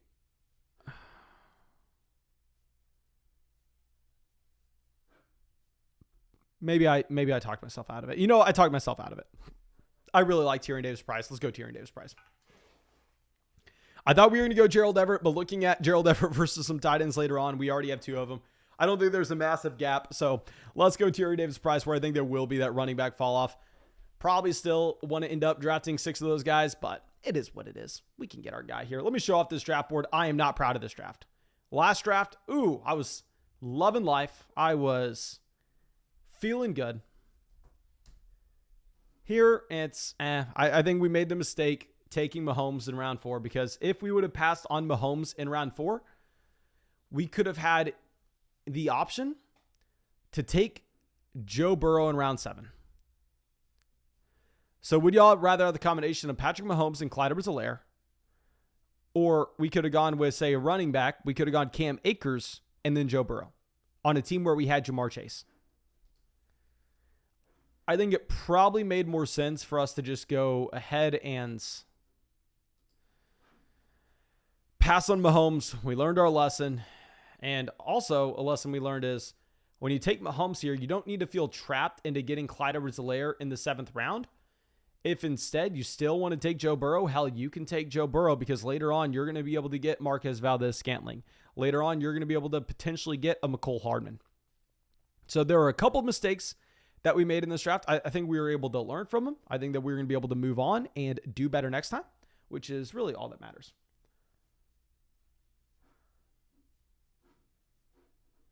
Okay, so let's pull this down. Donovan Peoples-Jones goes to the 1601. Really, the only thing we're wanting to see is quarterbacks off the board. Anything else is just kind of whatever. We need wide receiver, running back, and tight end still in this draft. And it looks like we are probably going to end up hitting 300 likes in this live stream. So we are going to get another draft going after this one. I am a little bit worried just because if I continue to do as many videos as we're pumping out, as many of these live streams that we're pumping out, I don't know if I'll be able to talk by the time we get to the season. And I'm halfway joking, but not really. Like, we are doing 3 or 4 of these drafts every single night. I told myself, I was like, you know what? I don't want to burn myself out. I want to wait and hold off on doing these live streams until we get to August. And then we're going to do them every single night, and we're going to do 3 or 4 a night. 3 or 4 drafts a night. And then I convinced myself, I was like, no. We really want to do this. It's fun. You can just do 1 a night, and you can wait until August, and then you'll start doing 3 or 4 drafts a night. And then all of a sudden I find myself every single night, 3 or 4 drafts in, it's June, and we're already committed to doing this every single day till the season kicks off. It's going to be a grind, ladies and gentlemen. Let's go ahead and let's take Jamal Williams here. Pick 189, easy selection for me. I don't really have to think about it. We still need a tight end. We still need another receiver and then potentially a running back.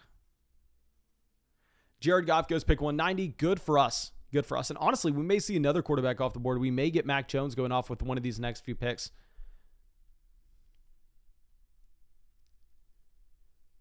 Honestly, I'm happy to see Raheem Mostert's ADP fall. Like, where he was going previously just made no sense at all.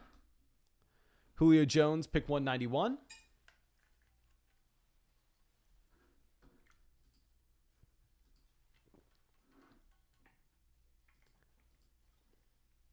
Ryan says, Mason, what was your net profit or loss on Underdog last year? I do not know the exact number. What I do know is I got a nice little email from Underdog saying we made more than $800. So I had to go through and I had to do some taxes. I had to fill out a taxes on our Underdog winnings, which that definitely sucked, but it is what it is. I don't want to give the exact number out. I'll say it was more than 800. Vincent says, hey, I'm punting year 1 in a startup, but draft picks are determined by max points for instead of record. Trying to get the 101. Should I have an empty bench spot / taxi or always a full roster? Thanks. Thank you, my man, for supporting the channel. I'd say I would definitely read the bylaws in your league. You probably have to have a full roster. What I would do is I would just go through and try to take advantage by once we get to the season, hell, trade for those guys who go down, trade for some injured players. And at the same time, just know that if you're looking at, say, a wide receiver like Devin Duvernay, perfect example, in Dynasty. Yeah, Devin Duvernay will probably be scoring points, but there's a big but on that. Is his value ever going to be able to go up that much? Not really. And I realized we just made a massive mistake while I answered your question. We took another running back when we were not supposed to. We were supposed to take another tight end. Oh, dear God. Now we are only going to have 7 wide receivers. We just ruined this team. We just ruined this team. But Vincent gave a $10 donation. This draft cost $5. So who the hell cares? Okay, let me queue up some tight ends and we'll move on. But yeah, Vincent, what I was saying is I think you have to go through. I think you have to look at the bylaws for your league because there's a chance that there are some rules that you'd be breaking to quote unquote tank if you were to go through and leave some empty bench spots, leave some empty taxi squad spots open. So definitely be aware of that. And honestly, even if you weren't breaking any rules, I probably wouldn't leave those bench spots open. What I would be looking to do is I would look to roster as many running back 3s, running back 4s as possible that we know aren't going to be putting up points. But if an injury were to occur in front of them, then all of a sudden you can flip them for a future draft pick. Like go through it on a team like that, try to get Kenyon Drake. We know Kenyon Drake's not going to be putting up points on a week-to-week basis, but if Josh Jacobs were to go down for the year, could you sell Kenyon Drake for a 3rd-round pick? Probably. And on a rebuilding team, that's going to help you. So never leave your roster completely empty. Just understand the players we should be targeting. We should be targeting running backs that we can potentially flip for a future pick in the middle of the season. And we should be avoiding wide receivers that are going to put up points that don't matter for our lineup. But Kendrick Bourne, another example.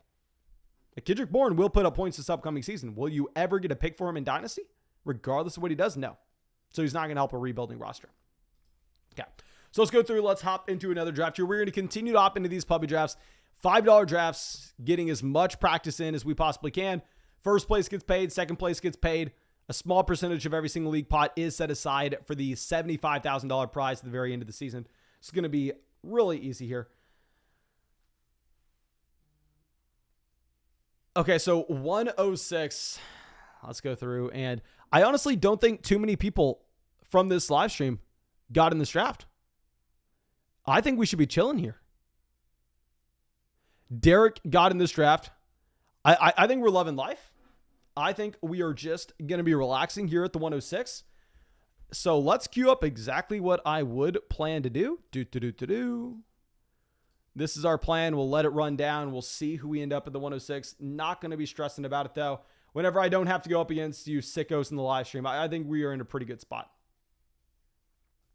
Zach says we are all in another one. Okay. I'm happy to hear it. I'm happy to hear y'all are in another one. Y'all can draft against each other, and I'll be able to draft against some other people in the live stream. This is going to be nice. Okay, so here at the 101.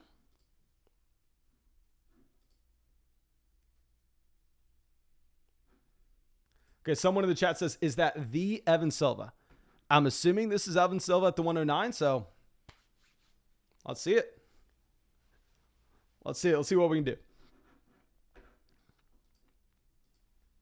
Fernando says you finessed us. Hey, man, I don't know what I can do. I don't know what I can do. Nick says, all right, Mason, 350 likes in the live stream for another draft. Maybe 400. If we get 400 likes on the live stream, I'll get another draft, but we're not getting to 400, my man. We're not getting to 400. I know that. Okay, so we have Jonathan Taylor, Cooper Kupp, Justin Jefferson, CMC off the board with the first 4 picks. Jamar Chase at the 105. Yeah, I mean, this is just the spot you find yourself in. We are going to go ahead. We are going to take Stephon Diggs at pick 6. What's nice about taking Diggs here, well, yeah, you do reach on him. You do set yourself up with the ability to go Josh Allen in the 3rd. Like, we can easily go Allen here in the 3rd round and get the Stephon Diggs Buffalo stack without having to reach on it, which is definitely nice. So I'm excited about that. Okay, so let's see what Jand 390 does. Okay, guys, I know in the chat y'all are saying y'all are getting 400, and I'm not saying like, oh, no, we're not going to get 400, so y'all go and hit the like button. I'm just telling you right now, I'm saying 400 to be an ass. We're not getting 400. Like, I can tell you how many more people are going to come into the live stream based on the analytics I'm looking at here, and it won't happen. Dylan says, did you see the picture of Fat Lenny? No, I did not. Was there a picture of Leonard Fournette that came out or something? Let me look this up. Let's go to Twitter over here. If y'all have not noticed, I think the majority of stuff on Twitter is complete trash. So I follow a total of 0 people. 0 people. Okay. Dear God, I just found that picture of Leonard Fournette, and I will show the live stream real quick because this is kind of crazy, okay? I don't think you need to change your rankings or anything like that, but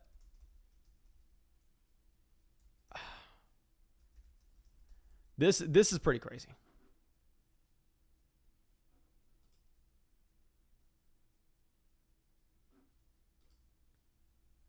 Okay, I cannot. Let me just copy and paste this URL.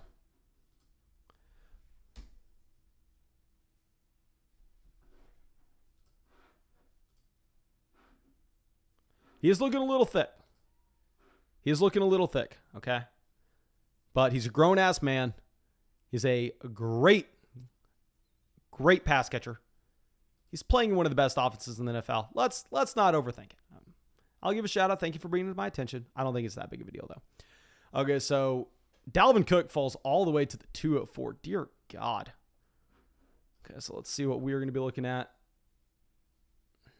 We are 2 picks away here. And you can tell this is going to be a wide receiver heavy draft when you get Dalvin Cook making it to the 204. We are 2 picks away. I would love Mixon. I think it's very unlikely we get Joe Mixon. Yeah, Mixon's off the board at pick 17. It's going to be another draft where we take Aaron Jones in the second. I think it probably will be. This team took Travis Kelce at the very beginning of round 1. They take Kelce at pick 7.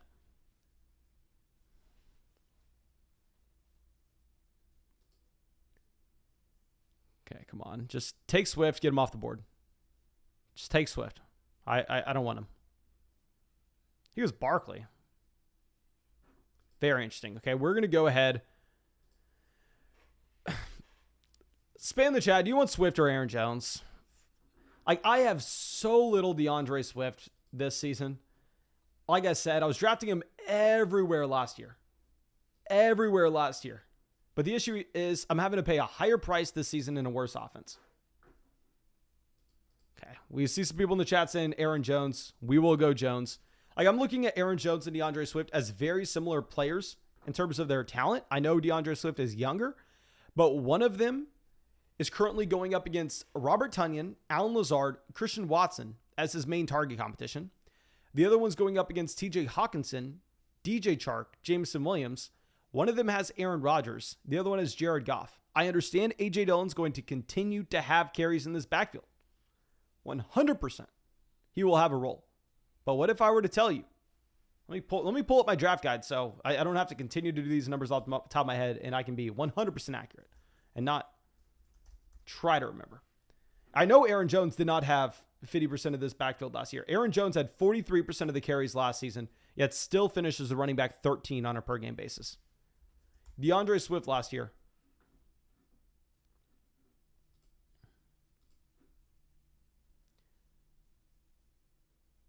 also did not have 50% of his backfield carries. He was sitting at 46%. So yes, Aaron Jones will be split in the backfield with A.J. Dillon, but DeAndre Swift's going to be split in the backfield as well. They're still great running backs. They get all the valuable touches in their backfield. They get every single target. They get every single touch in the red zone as well. Like, that's what you want to be chasing. I just think we want to be doing it in the much better offense with Aaron Jones. Okay, so... Ooh.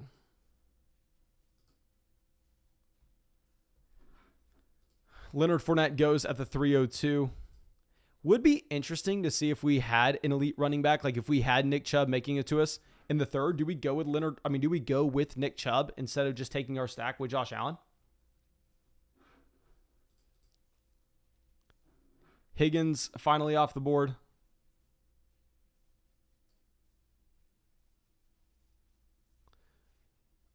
Okay. Here's our plan. Let's see what happens. Bobby goes Josh Allen. Okay, so we're not getting Allen. We're either getting Nick Chubb or Kyle Pitts. Okay, so this draft's going to be garbage. It is what it is. When you take Stephon Diggs to the 106, you're relying on the ability of getting Josh Allen in the third. When it doesn't happen, we are going to pivot. We will go ahead and we will get Kyle Pitts at pick 30. I'm not going to be taking Mike Williams here. I'm not taking Michael Pittman here.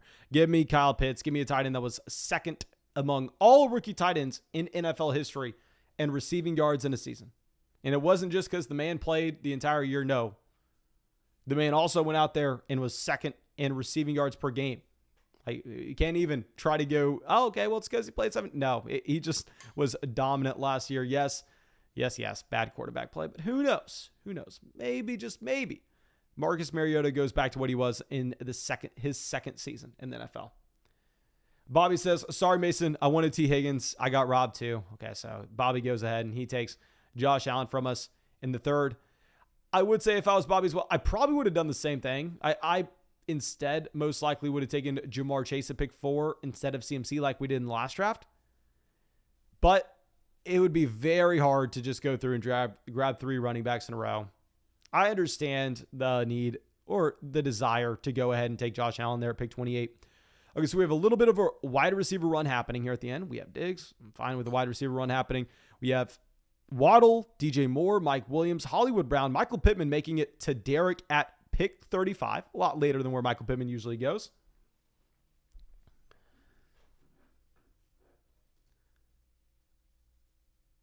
Zach says he doesn't even like Allen. Let me pull this up.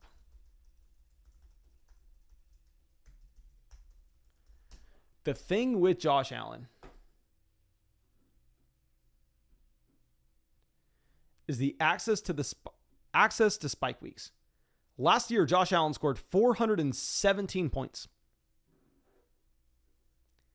He dropped 36 points against the Tampa Bay Buccaneers, 36 points against the Kansas City Chiefs, 37 points against Washington. Like if you were in, say, those final weeks during the tournament, you need a quarterback that has access to that level ceiling. And a lot of these other guys don't. Okay, so Silva goes Justin Herbert, pick 40. We made the mistake in the last draft going Mahomes. We made that mistake not doing it again. We're not going to reach on Kittle, obviously, when we have Pitts. I would take Kittle if he made it back to us in the 5th, but we're not reaching on him here in the 4th. Courtland Sutton goes at pick 41. Good for us. I did not want to have to even think about drafting Courtland Sutton. Y'all know me. Jand DB, they're not on auto. Okay, they go Mahomes, good. We get Deontay Johnson. That was the player we were hoping for in the 4th round here. Deontay Johnson, the wide receiver 7 on a per-game basis last season. Ben Roethlisberger, this is off the top of my head, but I believe he was the wide receiver 27 in adjusted yards per pass attempt. Like Ben Roethlisberger was horrible. Let me pull this up because I actually just wrote this chapter in our draft guide, I think yesterday. So if you look at Ben Roethlisberger's adjusted yards per attempt, he was 27th. We got that right. We remember that. The quarterbacks that were below Ben Roethlisberger in adjusted yards per attempt this past season: Justin Fields, Andy Dalton, Zach Wilson, Jacoby Brissett, Trevor Lawrence, and Sam freaking Darnold. Now, maybe you need to be concerned that the passing volume comes down for the Pittsburgh Steelers and Deontay Johnson. But hell, I love the idea of just getting Deontay Johnson here at pick 43. The man's still on his rookie contract and was a mid-wide receiver 1 last year. Okay, ETN at pick 50. We have a very balanced team so far. Lamar goes at 48. I would really like to get Lamar Jackson. Y'all know I love Lamar in the 5th. It is what it is. We're just going to have to move on. Scroll this down. I've seen Amari Cooper falling in a lot of these drafts. Like this Amari Cooper ADP, I honestly want to say is almost fake at this point. Cam Akers, pick 51. Even if we had Josh Allen, I'm not a fan of going Gabriel Davis here. Bobby does. And I will say, people that are smarter than me are fine drafting Gabriel Davis. Like I have listened to people that are smarter than me and better than I am at fantasy football, and they are drafting Davis. Hell, I think the gap between Amari Cooper and some of the other wide receivers that we're going to be looking at later on isn't massive. We can just go ahead and grab Breece Hall here as our running back 2. If Godwin was available, I'd probably end up going Godwin. Y'all know I am a pretty big Chris Godwin fan, but it is what it is. He's not, so let's move on. Okay, Mark says, I'm worried about the quarterback in Pittsburgh. Is he going to have a Justin Fields rookie year or a Joe Burrow year? I don't necessarily think that Kenny Pickett is anything close to Joe Burrow, but my point in bringing up how bad Ben Roethlisberger was last year was that the quarterback play can't be much worse in Pittsburgh. Like, obviously, Ben Roethlisberger, Hall of Fame quarterback, one of the best quarterbacks, I don't want to say of all time, but a very, very good quarterback. But the man was 39. If you looked at his play over the past 3 years, it had just been a straight free fall in performance. Like Ben Roethlisberger, nothing special last season. The combination of Mitchell Trubisky, Kenny Pickett will be bad, but I don't know if it can be that much worse. Okay, so let's go out, find our next question. Aldo come out and says, hook 'em horns, baby. You know I got to throw him up. Well, just because that, we'll try to grab Devin Duvernay in the last round here. Okay, so you have David Montgomery, Josh Jacobs going at the end of the 5th round. I've been taking David Montgomery and Josh Jacobs in a ton of these drafts as well. Dalton Schultz goes at pick 61. Interesting to see Dalton Schultz go as early as 61.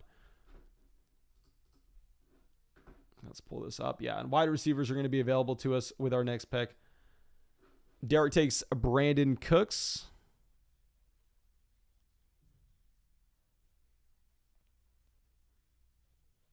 We have a very balanced team.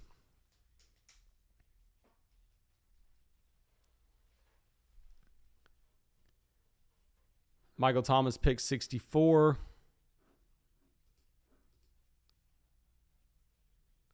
I am Alex FF on the clock. They have DJ Moore, Colton Sutton, Juju at wide receiver, Austin Eckler, and Joe Mixon at running back. So I think this is the last team that we probably have to dodge if we want to get Jalen Hurts, which y'all know I want to get Jalen Hurts on this team. Let's see where he goes. Yeah, he takes Elijah Moore. Okay, good. This is the Patrick Mahomes team. They go Mahomes and Kelsey for the stack. So honestly, I'd be surprised if they're able to pass on Jalen Hurts here. I think they almost have to take a wide receiver. And that if you're looking at the fact they're through 5 rounds, they only have Jalen Waddle. So I'm assuming we're going to get a wide receiver here in round 6, and then we are going to be able to take Jalen Hurts. I'm fine taking Jalen Hurts without one of his options, as I've said so many times before, in that his value comes as a rushing quarterback. I don't need to have him stacked. If we get Dallas Goedert later, great. Who the hell cares? Not a big deal. If we get Devonta Smith later, great. Who the hell cares? Not a big deal. I'm fine taking Jalen Hurts, pick 67. I think this is going to allow us to build around only 2 quarterbacks and 2 tight ends. And real quick, if y'all have not done so already, please go down there. Drop a like on the live stream. I said if we get over 400 likes on the live stream, we will get another draft going. And I'll tell you right now, we are not getting over 400 likes on the live stream. But what we are going to get is a couple of you mofos to sign up to Underdog Fantasy right now. Go sign up to Underdog Fantasy. Use promo code FLOCK when you sign up. A link in the description of the video, link in the comment section, link in the live chat, link wherever you can find it. And when you go to Underdog Fantasy and use promo code FLOCK, you can A, most importantly, have some fun getting these drafts with me. And B, they'll also match your deposit dollar for dollar up to 100 with promo code FLOCK. You will get our 2022 rankings, our Dynasty rankings, our Dynasty Rookie Draft Guide, our Dynasty Rookie ranks. You'll get a ton to support this channel. Okay, so Smith goes to pick 71. It would have been nice to have him make it back to pick 78. It wasn't going to happen. We can't be smoking here. Right? Like, we have to be serious with ourselves when we take Jalen Hurts at pick 67. Best case scenario, we are going to be getting Dallas Goedert in the middle of the 8th.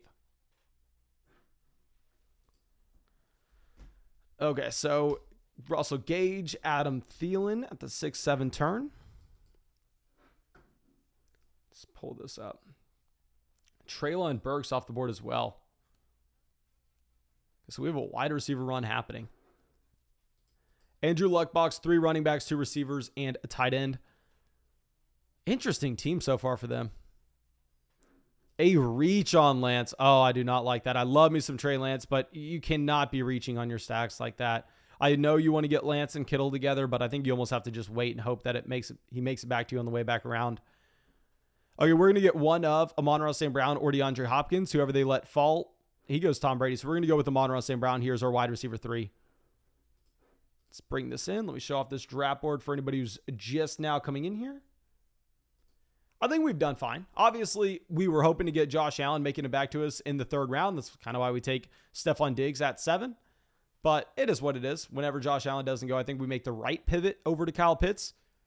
Just continue to grab value later on. I think we were set up with the build where we only have to take 2 tight ends and 2 quarterbacks as well. Okay, Elijah Mitchell goes there, pick 79. Ooh, crap. Did not mean to do that to y'all. Let me pull that back up. Corvette says 45 likes away, folks. Go make those fake accounts to drop the like. Please don't do that because that's going to get this stream shut down.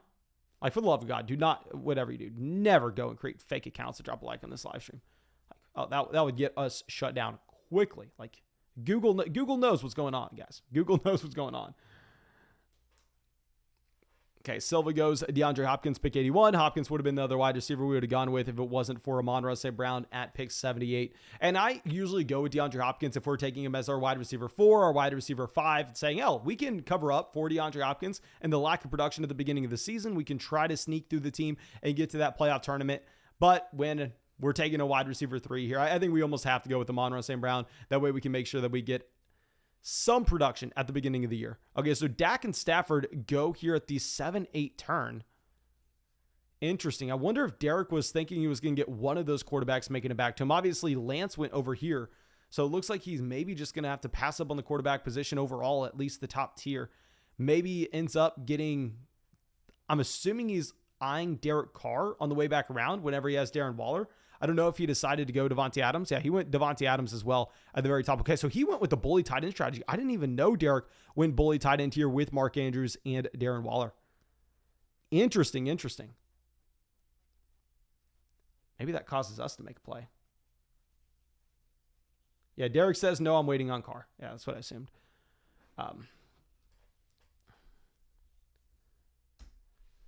Miles Sanders, pick 88.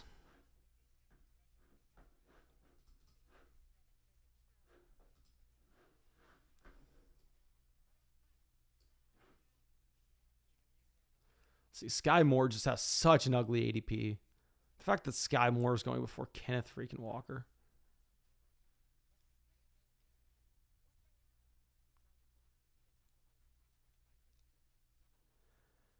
So here's what I'm going to do. I'm going to go ahead and I'm going to take Dallas Goedert. Now, the reason for this is, A, we have Jalen Hurts. I would really like to get that combination of Goddard and Hurts.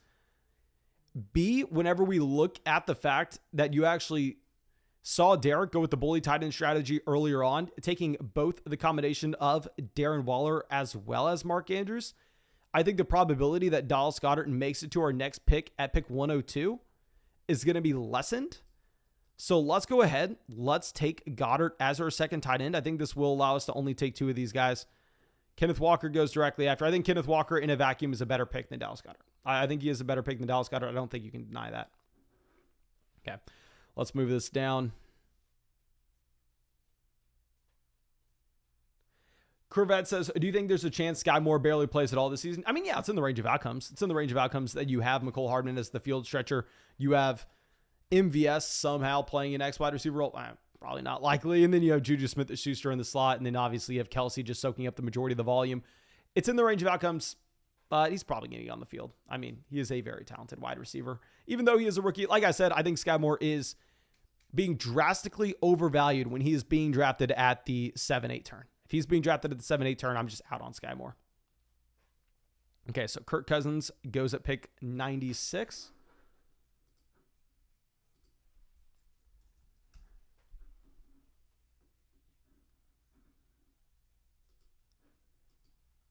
Damian Harris at pick 97. Okay, I have a player that I want to make it back to us. We'll see if it can actually happen. Rodgers goes. No, Rodgers was the guy I was looking at. So this would be an interesting team. Maybe we end up getting stuck taking 3 quarterbacks with this build. Kadarius Toney.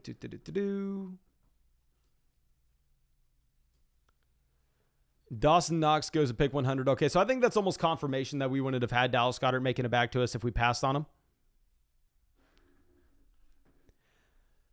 So my plan and my hope was that we were going to be able to take Aaron Rodgers there, and then we were going to get Christian Watson potentially making it back to us. But no, instead we get to take one of my favorite players in fantasy at cost. Let's go and let's take Kareem Hunt as our running back 3. So far, quarterback, Jalen Hurts, running back, Aaron Jones, Breece Hall, Kareem Hunt, wide receiver, Stephon Diggs, Deontay Johnson, Amon-Ra St. Brown, and we have Kyle Pitts and Dallas Goedert as well. Okay, so let's slide this up. I'm assuming the thing is, after Rodgers goes, there's such a teardrop at quarterback. I do like the Rodgers pick at 98, especially if you pair him up with Lazard. I was really hoping we were getting him, though. It would have been difficult for us to say, take Derek Carr, because if we're taking Derek Carr, our options to pair him up with a Raider later on, non-existent. And like, I'm fine taking Jalen Hurts and not having another Philadelphia Eagle because you're betting on Jalen Hurts' rushing upside. But when you draft Derek Carr, you're betting that he's the top 3 quarterback in the NFL in passing yards. Like, that's the only way he gets there, and he hits to an elite ceiling in fantasy football, given the fact he has no rushing upside whatsoever. So it's hard for us to justify taking Derek Carr before his ADP when we can't double dip that value with one of his pass catchers. Okay, so Garrett Wilson, Devin Singletary, Chris Olave go directly after. A very standard there.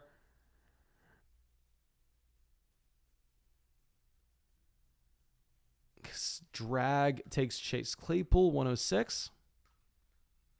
And Derek always taking Melvin Gordon.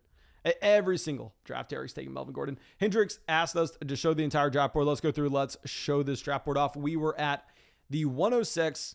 Don't love the draft overall. I think if we could go back to change something, I don't see what I would change, though. The only thing I would change is getting Josh Allen and make it to us in round 3. Like, if that would have happened, that would have been perfect.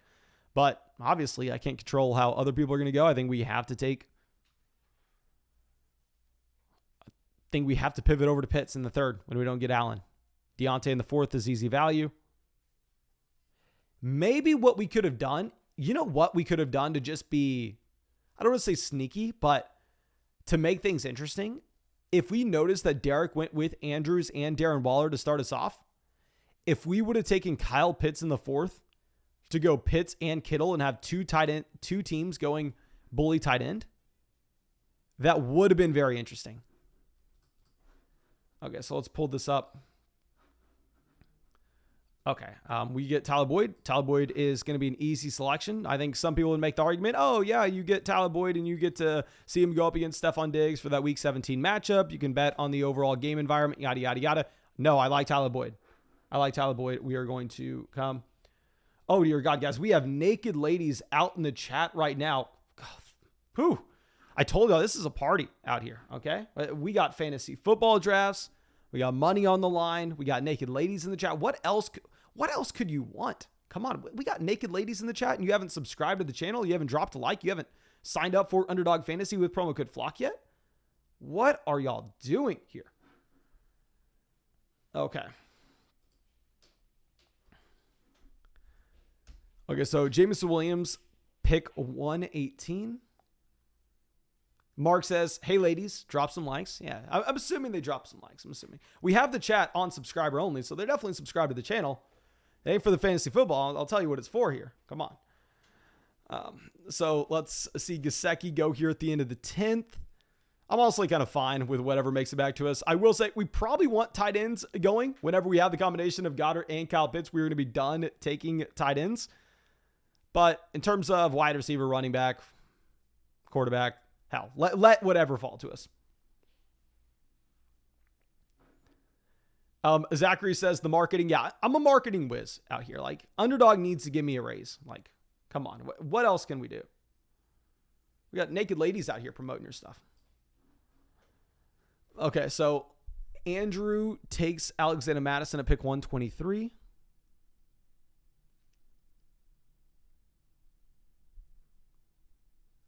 Galladay 124. I'm fine with the Watson value. The issue is, if I'm taking Watson, I want to be taking Deshaun Watson on a team that the quarterback has a bye later than week 7. Like, to take Watson on the same team as Jalen Hurts, that's just going to be very difficult considering the week that you have to cover up for. Let's go ahead and let's just take Rashad Penny, running back 4. I think when we take Penny as running back 4, we're locking ourselves in to only drafting 5 running backs. So we are going to be a 3 quarterback, 5 running back, 8 wide receiver build. 3 quarterback, 5 running back, 8 wide receiver build. Michael says, who do you like better in Dynasty, Christian Kirk or Christian Watson? Definitely Christian Watson. Look at the passing efficiency that you are going to have in Green Bay. Look at the target competition. Hell, give me some Christian Watson. William says, I'd rather have Deshaun Watson instead of Jalen Hurts, and I'm an Eagles fan. Yeah, I mean, if we were out here building a franchise, clearly you take Deshaun Watson. He's clearly a much more talented quarterback. The issue is for fantasy football, we don't know how many games you're going to be getting from the man. And on top of it, if we are going to be looking at Jalen Hurts, he has that elite rushing upside, which matters more for fantasy than it's going to for actual NFL value. Okay. Bobby says, thoughts on my team so far at the 104. Let's pull this up. Okay, so at the 104, they went CMC, Swift, Josh Allen out the gate. Personally, I could easily be wrong with this. I could get burnt from this. This could be the dumbest thing that I say all offseason, and I could change my mind tomorrow. How I am looking at draft boards today and how we are looking at Nick Chubb fall to the 305, I'm almost fine saying, well, you know what? It may make sense to just go Jamar Chase. It may make sense to go Jamar Chase in the first. Not because Chase is a better fantasy asset than Christian McCaffrey. I think they are very comparable. But that way you can take advantage of that Nick Chubb value when it falls to you in the third. That way you can go Nick Chubb at pick 28. Because say you go Chase, Swift, Chubb, and Chubb's consistently falling here. If it's not Nick Chubb, it's Javonte Williams. If it's not Javonte Williams, it's Leonard Fournette. If it's not them, it's Saquon Barkley. You always have a running back here sitting at you in the middle of the third. DK Metcalf, pick 45, completely fine with it. I personally would go Kittle, especially when we saw Derek go with the bully tight end strategy, but I think it's fine regardless. Gabriel Davis, pick 52. I don't like Gabriel Davis, but when you take Josh Allen, you almost have to take Davis. Then we have Antonio Gibson, Cordell Patterson, Gallup, and Kenny Golladay. Okay, so let's go through, pull this up.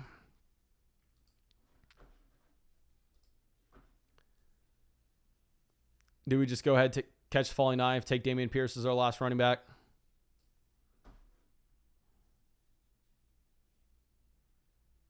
Or do we take Devontae Parker? Let's take Devontae Parker. The running backs that we're going to have coming back around to us are kind of the same as Dameon Pierce. We're going to Devontae Parker as our wide receiver 5. And I see some people in the chat wanting us to go over Silva's team. Let's go over Silva's team real quick. I was looking at this. Love the players he's taking in terms of the value he is getting them at. Y'all know I'm taking Michael Thomas consistently in the 6th round. Amari Cooper goes about 8 picks behind his ADP. He gets Justin Herbert to stack up with Mike Williams in the 4th round. Obviously, you have a dream start here with Derrick Henry and Dalvin Cook at the 1-2 turn, but usually that's not going to happen, honestly. It's almost luck. Miles Sanders, a great value at ADP. The issue with this build, in my opinion, is while I love the value on DeAndre Hopkins, while I love the value on Michael Thomas, while I love the value on Deshaun Watson, for you to overcome the lack of production at the very beginning of the season in a best ball format in particular, your odds are slim to none. Like, I think the idea of going through and pairing together 1 to 2 of those players that will miss the beginning of the season, great idea. But when we start stacking those players, and I've made this, I don't want to say mistake. Obviously, Silva knows what he's talking about more than I do. But when you start going down that path, at some point you have to pivot. Like, in my opinion, once you have Hopkins on the team, it's very difficult to take Woods over Watson, to take Woods over Boyd.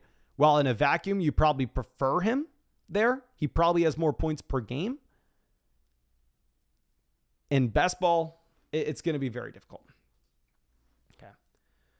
So Zachary kicking the naked ladies out of the chat. Zachary, I don't know what we're doing here, my man. Come on. Come on. They're here to promote. They're here to promote. They're here to turn this into a party. Why are we banning them? Okay. So DJ Chark goes directly after. I wonder if we made a mistake there in going with Devontae Parker. Honestly, it could have very easily been a mistake. Now that we were looking at all those running backs off the board, I thought there was a chance that we were going to end up getting Michael Carter making it back to us. Clearly doesn't happen. It is what it is. Jalen Tolbert off the board. We can't go David Njoku. If we're looking at Trevor Lawrence, we don't have a potential stack with Lawrence. I almost would rather just continue to hammer in wide receivers here. Quarterbacks that we could get later on. We're going to draft 3 of them so we can get some crappy guys. We don't have to get guys at the very top of the draft. We could end up getting Mac Jones, and we could end up getting Jared Goff at the very end. If we miss out on one of those guys, maybe we call an audible and we go Kenny Pickett. Not a great team overall. I don't like the way this draft board fell to us. I think my favorite draft so far this live stream was that first one we did. That first draft we had was beautiful.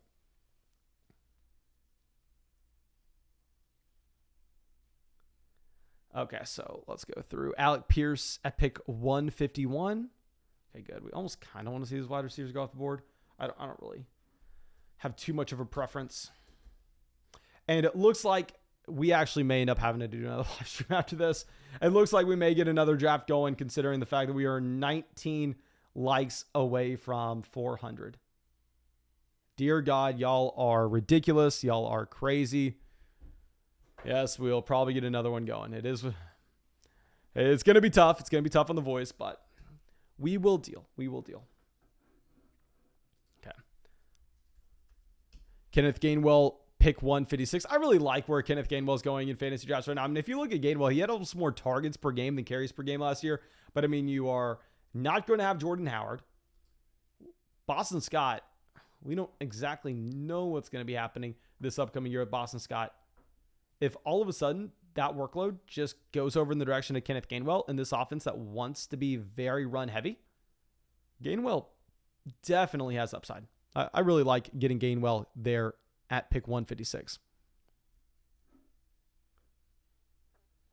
Okay, so let's see where Silva goes. He goes with another player. It probably won't produce right away. I mean, an elite ceiling at the end of the season. I just think in best ball, it's very difficult to build around that.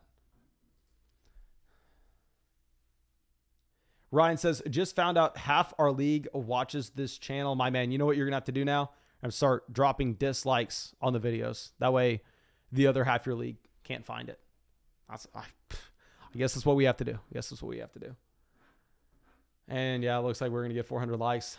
Oh, dear God. Y'all are killing me. Y'all are freaking killing me here.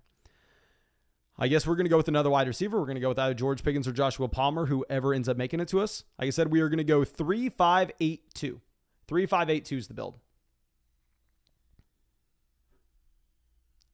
Noah Fant goes, so let's go ahead and let's take George Pickens. We're going to get that double dip with Deontay Johnson and George Pickens in Pittsburgh. Maybe that incentivizes us a little bit more to go with Kenny Pickett. Honestly, I would really like to turn this into a Kenny Pickett team. We're going to go round 18 Kenny Pickett because we have 2 of those Pittsburgh pass catchers. And on top of it, not too many teams in this tournament are going to be drafting Pickett. We're drafting 3 quarterbacks. We have 1 elite guy in Jalen Hurts. So I think we will be able to overcome the lack of production regardless.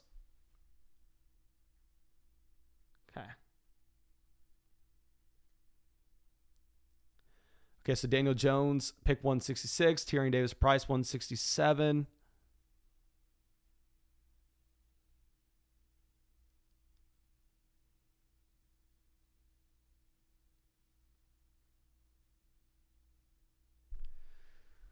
Okay. What I want to do is I want to just have a few more picks. Like, I just want to go, okay, we only need running back from here on out. Let's queue them all up and let's hop in the next draft because, dear God, it's getting late. What I will say is, if y'all enjoy these live streams, there's no better way to show me. No better way to support this channel. Make sure I have money in this Underdog Fantasy account so we can continue to draft this many teams. Then go sign up for Underdog Fantasy. Use promo code FLOCK when you sign up for Underdog Fantasy. Have some fun. Get into some drafts with us. And when you sign up and you use promo code FLOCK, they will match your first deposit dollar for dollar up to 100. You will get our 2022 rankings. You'll get our 2022 Dynasty rankings. You'll get our 2022 Dynasty Rookie Draft Guide. You will support this channel. You can find the link in the description. You can find it in the comment section. Y'all know it by now. And I almost feel like we have to go through and say that because I don't know what else to say. I feel like there's everything to be said about a fantasy football draft we've said today. We are grinding away at these. Wan'Dale Robinson, pick 171. Let's pull this up. Robbie Anderson goes. I would have actually really liked to have Robbie Anderson. Do we end up going Khalil Herbert as our 5th running back, calling it a day? Probably, right? Yeah, Khalil Herbert, our 5th running back, calling it a day at RB. Now we are done drafting running backs. We are done drafting tight ends. So what we are doing from here on out is we are going to grab a 1 wide receiver and 2 quarterbacks. 1 receiver and 2 quarterbacks. Maybe I made the mistake on passing on a quarterback here. Honestly, I'm used to already having 2 by the time we get through the first 10 rounds. Mark says, Mason, do you dream draft 2? I'm not going to lie. Last night, I had a dream that another fantasy football YouTuber went through and said that we watch his videos all the time. And I was like, what are you talking about? Why are you like, he was like, yeah, you should listen to us. Fantasy Flock, Mason listens to us. Y'all should listen. And I DM'd him. I was like, why are you telling people this? Like, what? I do dream fantasy football. Weird things. Okay. And Nick says, but Mason, you said there's no way the Flock will get 400 likes. We love the streams too much, my man. We are going to get another one going. Of course, thank y'all so much. I'm joking, complaining. I'm excited to get another draft going. Crackly coming out says, does Kenneth Walker get drafted? Yeah, Kenneth Walker goes in like the 8th round in every single one of these. Okay, so Donovan Peoples-Jones, Sammy Watkins here at the 15-16 turn. So quarterbacks that we could look at, like I said, Mac Jones, get the Devontae Parker stack. You have Jared Goff as well with Amon-Ra St. Brown. Derek ends up going Davis Mills as his 3rd quarterback. So we probably need to grab a quarterback at this point. Yeah, so let's just queue up Tannehill, Mac Jones, Jared Goff. And we are also going to end up walking away with, I guess we could do Marcus Mariota. No, we're not going to do Marcus Mariota. We are going to probably walk away with Kenny Pickett as well. Let's see. I think we need to grab at least one of these quarterbacks in the 16th round.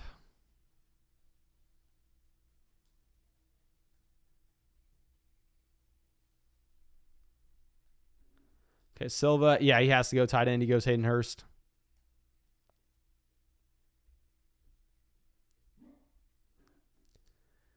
Okay, Jand 390. They only have Mahomes, so there's a decent chance that they end up taking Tannehill. They go Carson Wentz. I would want to get Q with it and go, okay, no, we can pass on a quarterback here, yada, yada, yada. We could still get our guy. But realistically, there's no reason for us to. Like, what wide receiver am I so excited about taking in this range that we are not going to have access to in the next? Like, what's the big difference here? So let's go through. Let's just take Mac Jones. We're going to need to grab 1 more wide receiver by the time this draft ends. And like I said, I think that quarterback that we're going to take will be Kenny Pickett. Evan Ingram goes directly after us. So let's take a wide receiver round 17. That way I can just queue up some quarterbacks and I can just bounce. Actually, it doesn't matter. We're going to take a player here in round 17. Then we'll go hop in another draft. Goff ends up going to pick 190. We would have taken Goff if he would have made it back to us at 198. I really do want to take Ryan Tannehill because I think Ryan Tannehill is just so much of a better option than Kenny Pickett. The issue is we just don't have any Tennessee Titans here. You know what? I don't think it matters too much. If Tannehill's available, we're going to take Tannehill. I'll take Tannehill over Pickett regardless of the stack or not. Okay, Raheem Mostert goes 191. John Mechie 192. I just feel like such a bottom feeder when we're taking these quarterbacks. I'm excited to get the big dog drafts going. Those are the $250 drafts because they're going to be 20 rounds. And I imagine we probably end up drafting 3 quarterbacks in the majority of those. I've already been thinking about some different strategies for the 20-round drafts than what we're going to have with these 18-round drafts. I'm excited to hop into those. Okay, so we're probably going to take Tannehill and then Tannehill goes.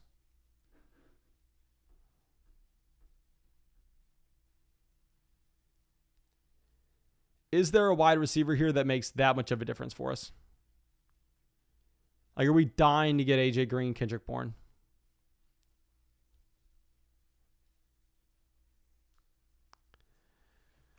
Should I just go ahead, take Green?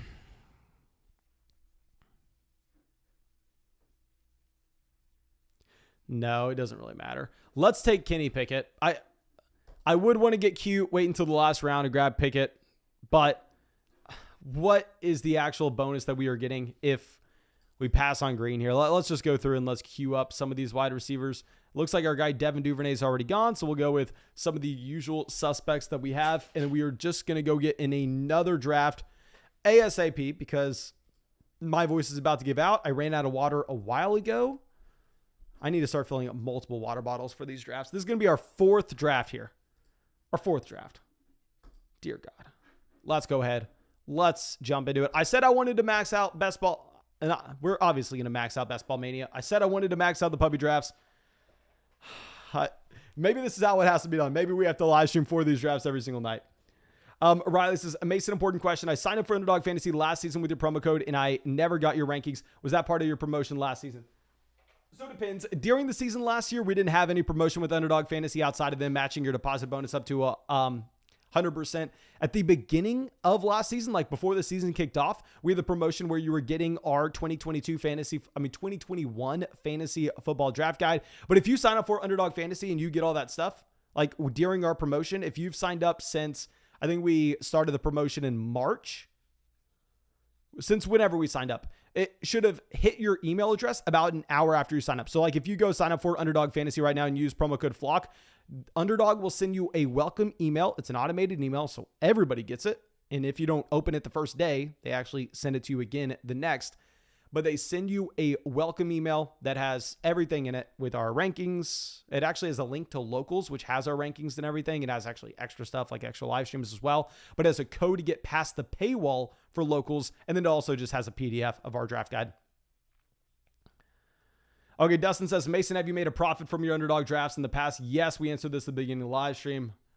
Yes, I had to go through and I had that nice little email. Maybe it wasn't $800 from Underdog. Maybe it was $600. It was either we got an email from Underdog Fantasy, I believe in like February, saying, hey, don't forget, you've made $600 or $800, whatever it may have been. Like that's the minimum threshold where you have to fill out taxes for Underdog, which, so trust me, we had to do that. We had to do that. Trust me. I wish we didn't have to. Now, Smov Gas here. I don't know if they were part of the flock. I haven't recognized the name before. Hopefully they go Eckler. Hopefully they go Eckler and allow us to get digs. We got Chimichanga out in this draft. Happy to see Chimichanga out here. We have Cal Rush. We have Bobby. We have Steve the Weave. Haven't had Steve the Weave out here in a while either. Okay, so let's see what Smav does. They go Austin Eckler. Okay, good. We are going to get Stephon Diggs here. Let's check everybody. How does Derek get in every single one of these drafts? Derek gets in every single one. That's why I don't feel too bad when people complain, oh, Mason, I didn't get in the draft. Okay, well, Derek has gotten into every single one since we started live streaming. It's not like I text Derek like, hey, man, 1, 2, 3, press enter. 1, 2, 3, press it. No, like, it's possible. We have Steve the Weave, Chimichanga, Debo.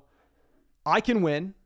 I don't know why. I Can Win is in this draft room with us all the time. And every time I look at the name, I don't know if some dyslexia takes out. I don't know what happens, but I can never read it. And all of a sudden it just clicked. I was like, oh, that's I Can Win. That's what that spells. So I Can Win. I think J Carr is a part of the flock. I think Trent Rules is a part of the flock. Fully Loaded is a part of the flock. Cal Rush is a part of the flock. I think almost everybody in this draft right now is. I think the only names I don't recognize are Primer, Smave Gas. I don't know how to say that. Let me know if you are part of the flock and I just don't know.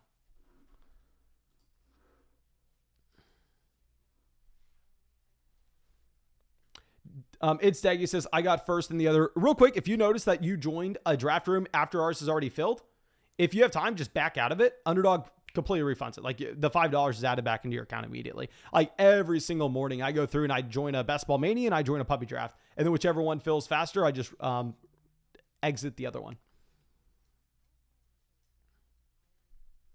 Okay, so you have pretty much everything very standard so far. Derrick Henry and Dalvin Cook get paired together again in this draft.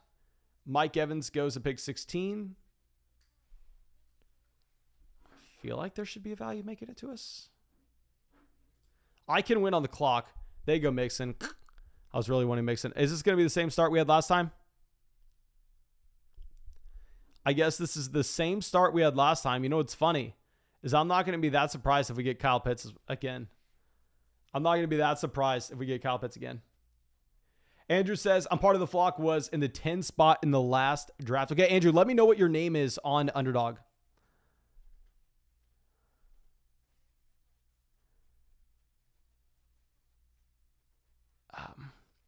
Riley says, thanks so much, Mason. I can't remember for sure when I signed up, but it probably wasn't a part of the promo at the time. I'm very sorry, my man. Trust me. I work with Underdog to try to get as many things for you as possible when you sign up. As many things as possible.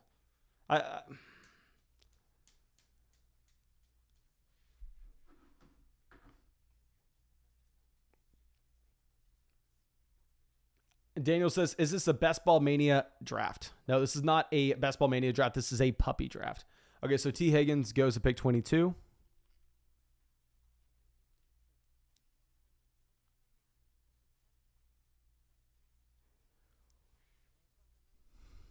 I don't even... Hopefully we get Josh Allen making it to us. The issue is, like, if you take Diggs to the 106, like, you're usually feeling confident that Allen makes it. Once you start deviating from the 106, like if you get Diggs to the 107, 108, 109, all of a sudden you're like, okay, my odds of getting Josh Allen, slim to none. Okay, Barkley goes to pick 24.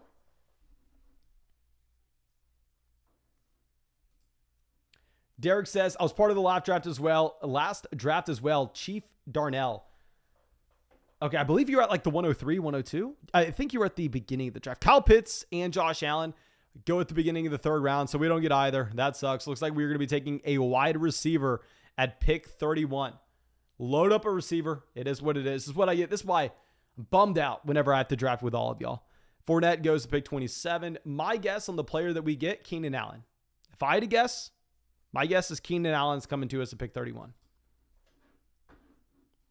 Let's pull this up. Kamara goes pick 28. Riley says, much love. Can you shout out my little bro, Liam Man Miller? Shout out Liam Man Miller. Thank you, my dude, for being a part of the flock. Thank you to your big bro, Riley, for supporting the channel. Thank you, guys. I truly do appreciate it. And I hope that you hop in a draft here with us sometime soon. Okay, so we have Michael Pittman at pick 29. So it looks like we're actually not going to end up with Keenan Allen. Looks like we're actually going to end up with a running back. I don't know if Smavegas, whatever the hell this name is on auto draft. No, I doubt they're on auto because they got Tyreek Hill. I'm unsure if Tyreek Hill was actually the best player available according to ADP in that last round. They go Javonte. A good thing they go Javonte. I actually preferred Nick Chubb. So I'm excited. Like, this is why we go wide receiver round 1. We already talked about this, but this is why I think that we need to be passing on those running backs round 1. Because historically speaking, it's been a very bad thing to take running backs in rounds 3, 4, 5. But historically speaking, Nick Chubb's a late first round pick. You're not getting Nick Chubb at pick 31. I'm taking Nick Chubb at pick 31 every day of the week. Like, if we're talking Austin Eckler and Keenan Allen versus Stephon Diggs, Nick Chubb, I honestly prefer Stephon Diggs, Nick Chubb. I don't think it's that far of a fall off either. Okay, so James Conner goes to pick 33. Jalen Waddle, pick 34.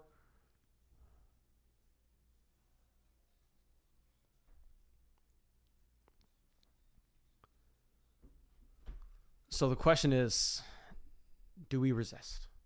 Do we resist going with a Mr. Patrick Mahomes in the middle of the 4th round? Because you know he's going to be there.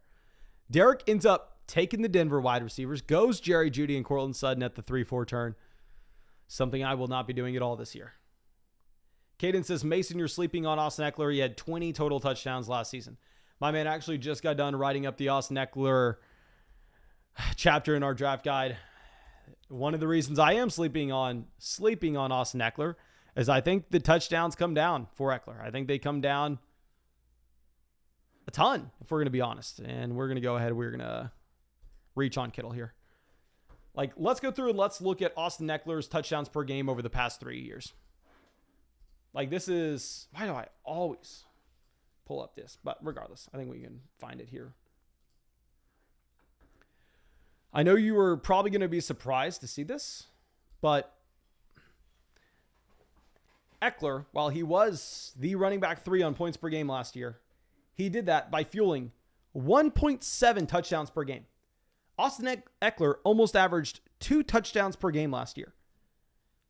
Can y'all guess how many touchdowns per game he averaged in 2020? With Justin Herbert. Justin Herbert was there. This offense had already elevated. Please, can y'all guess in the chat How many touchdowns per game did Austin Eckler average in 2020? Let's see. It's Deggy says 0.7. So that would be less than half of what he did last year. Curvat says 0.4. Steve the Weave says 0.4. That would be what, like 30% what he did? Derek says 0.46. Zach says 0.6. Bobby says 1.3. The man averaged 0.33 touchdowns per game 2 years ago. Now, of course, with an upgraded offensive line, with Justin Herbert in his prime or stepping into it, Austin Eckler scoring more touchdowns than 0.33 per game. But with that being the most volatile statistic in fantasy, once we see the spike that you have to 1.67 touchdowns per game this past season, that number's coming down. There's no way in hell. There's no way that he keeps that up. So I prefer Diggs and Chubb. And I've been screaming. I mean, last year, go back to what we were saying about Nick Chubb. We were screaming that he was the most overvalued player in fantasy when he was going to round 1. But I'm going to come away with a ton of Nick Chubb this year. Michael Pittman Jr. is being drafted over him. Eckler's a good player. I'm not trying to take anything away from Eckler. I'm just saying Eckler and Nick Chubb are close together. Like, they're in the same league. Like, we shouldn't be that surprised if Nick Chubb outscores Austin Eckler this year, especially with the presence of Isaiah Spiller being added on.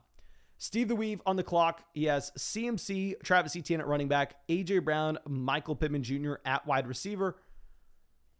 Let's see what he ends up doing. Brandon Cooks, hell yes, fired up. That means we get Lamar Jackson. We're getting Lamar Jackson. Yes, we reached on George Kittle, but someone else in this league went with the bully tight end strategy. So I figured, hell, if we want to grab an elite tight end, we better do it now because these guys are going to get pushed up the board. Let's fire up Lamar as our quarterback 1. Yes, we don't have any Baltimore Ravens.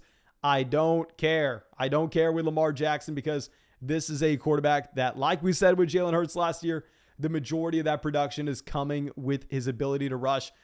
Doesn't have to be a very efficient passer. Doesn't have to be a high volume passer. He's still going to be great in fantasy, and you don't necessarily need Rashad Bateman to break out for that to happen. Brandon says, how do you feel about Derrick Henry for 2022? I think Derrick Henry is a fine value when now he's going at the end of the first. When he was going at the 103, 104, remember when that happened and we were calling Derrick Henry one of the most overvalued players in fantasy?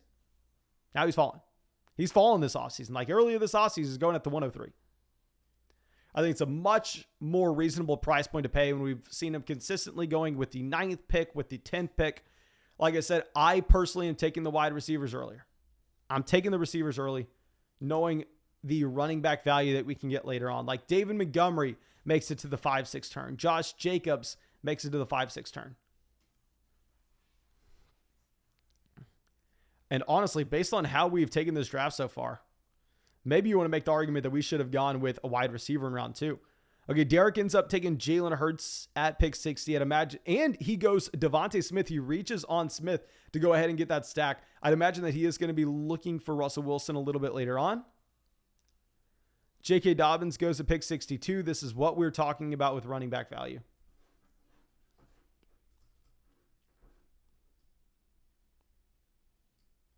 Okay. Jay Carr has a very balanced start, except the bully tight end strat. He has both Travis Kelce and Darren Waller at this point. Let's see what he does. He goes London.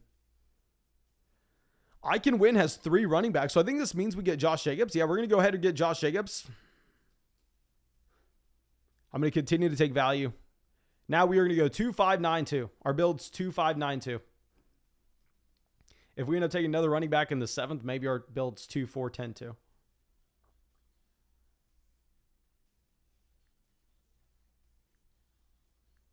Curvat says, as long as Treylon Burks isn't a complete flop, Derrick Henry should be pretty close to being Derrick Henry. If Treylon Burks is a flop, it will just be defense stopping Henry. Yeah, I mean, I am slightly concerned about the Tennessee offense with no A.J. Brown. Like, if you look at how good A.J. Brown's been over the past 3 years, there's just an outside chance that you do see some serious regression. You do also have Derrick Henry at 28 years old. The man's also seen like 1,400 touches over the past 4 years. Actually, I think like almost like 13 something. But that's including playoffs. Okay, so Elijah Mitchell goes pick 70. Obviously, when we go Josh Jacobs pick 66, we're wanting running backs off the board. We're wanting these running backs to continue to go. So seeing A.J. Dillon pick 71, that is going to be good for us. Like, it's just hard for me to reach on these wide receivers in this range. Like, it's hard for me to, I don't even know what wide receiver is going to go next. Hard for me to take Treylon Burks or DeAndre Hopkins over Josh Jacobs, regardless of what our construction was previously. Relane says, which player are you the most likely to reach on this season? We're talking players that I'm reaching on at the beginning of the draft. Those wide receivers, like we were talking about, like Stephon Diggs. Stephon Diggs is the perfect example. Back-to-back drafts here. I've reached on him compared to where his ADP is because I want to have the options to take these running back values in middle rounds. Like, people have gotten smarter in that usually in rounds 3, 4, 5, 6, like it's horrible running back value. It's all the running back landmines. It's where Mike Davis is going last year. It's where all the running backs you want to avoid are, historically speaking. Because also historically speaking, that's like running back 28 in that range. The running backs that are going there now are just significantly better. Okay. So Christian Kirk goes. So we're going to have a back-to-back drafts with Amon-Ra St. Brown as well. We're going to go Amon-Ra St. Brown as our wide receiver 2 next to Stephon Diggs. We're getting him with 10 picks behind his ADP here. Hunter Renfrow goes at pick 80. And okay. I think this is going to be exciting. So Derek didn't get Russell Wilson. A different team took Russell Wilson from Derek. Let's see what he ends up doing here now.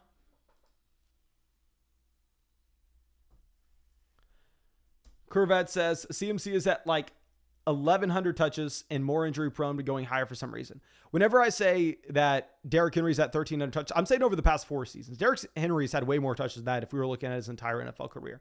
And also, if you're looking at Christian McCaffrey, he's 25 compared to Derrick Henry being 28. On top of this, Christian McCaffrey in 2019 put up a better season than Derrick Henry has ever come close to. Like, Christian McCaffrey in 2019 was one of, if I don't want to say the best fantasy football player of all time. He was the best fantasy football player in the past decade. Like 80% of Christian McCaffrey last year. I'm sorry. 80% of Christian McCaffrey in 2019 scored more points than Jonathan Taylor last year. Jonathan Taylor, who had 1,800 rushing yards. 80% of prime Christian McCaffrey is better than him. Okay. I can win goes Tony Pollard. We are going to get to go ahead and take Tyler Lockett, a wide receiver that, historically speaking, of the past 3 years, top 24 option, obviously significantly worse situation this year. You are really hoping that you end up getting Jimmy Garoppolo coming over.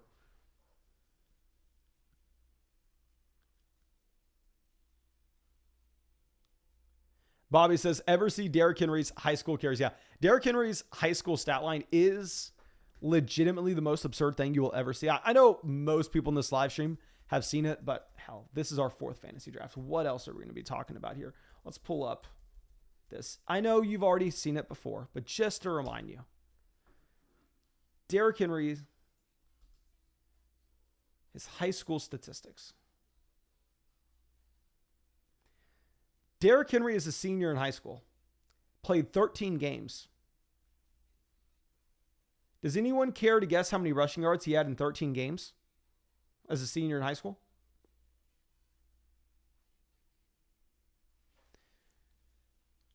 Does anybody care to guess?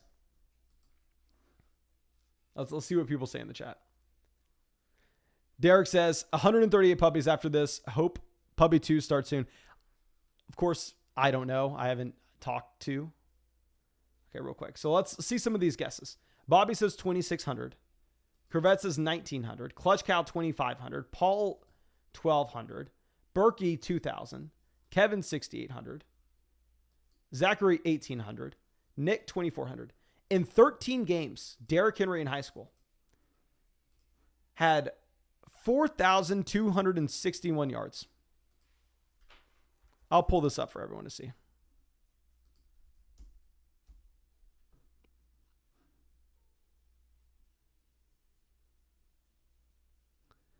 $4,261 yards. He had 12,000 total yards in high school. Obviously, that has no impact on his fantasy football production this upcoming season. But dear God, that is like, can you imagine you have a kid and that kid posts 12,000 rushing yards in high school? Dear God. I can't even imagine my kid making the high school football team, let alone posting 12,000 rushing yards.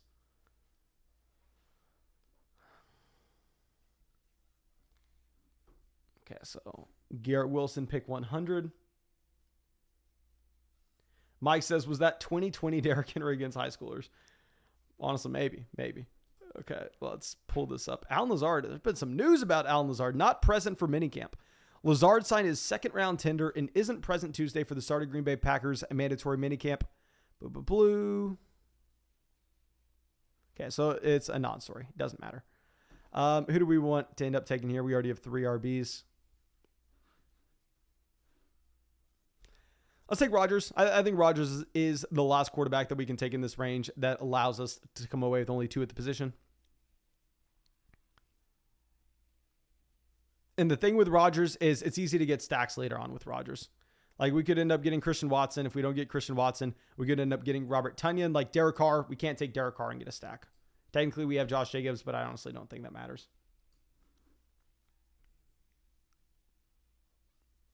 Okay, so let's see what these people do over here. Claypool at pick 106.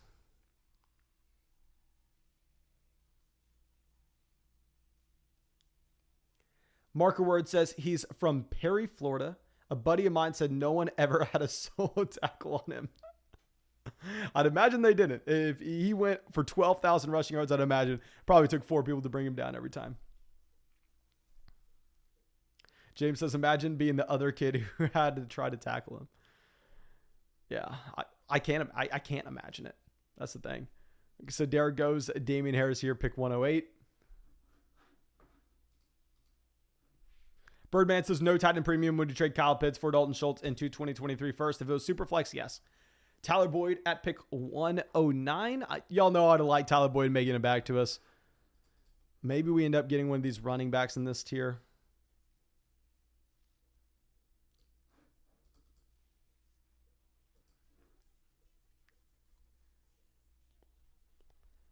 So Christian Watson goes, pick 110. Watson was the dream, but it was very unlikely. We can't take a tight end here because we are really setting ourselves up for Robert Tonyan later on. Rondale Moore, pick 112.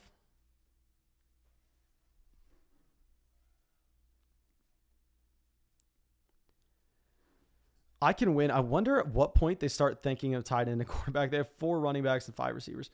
Okay, so I think James Cook is by far and away the best value.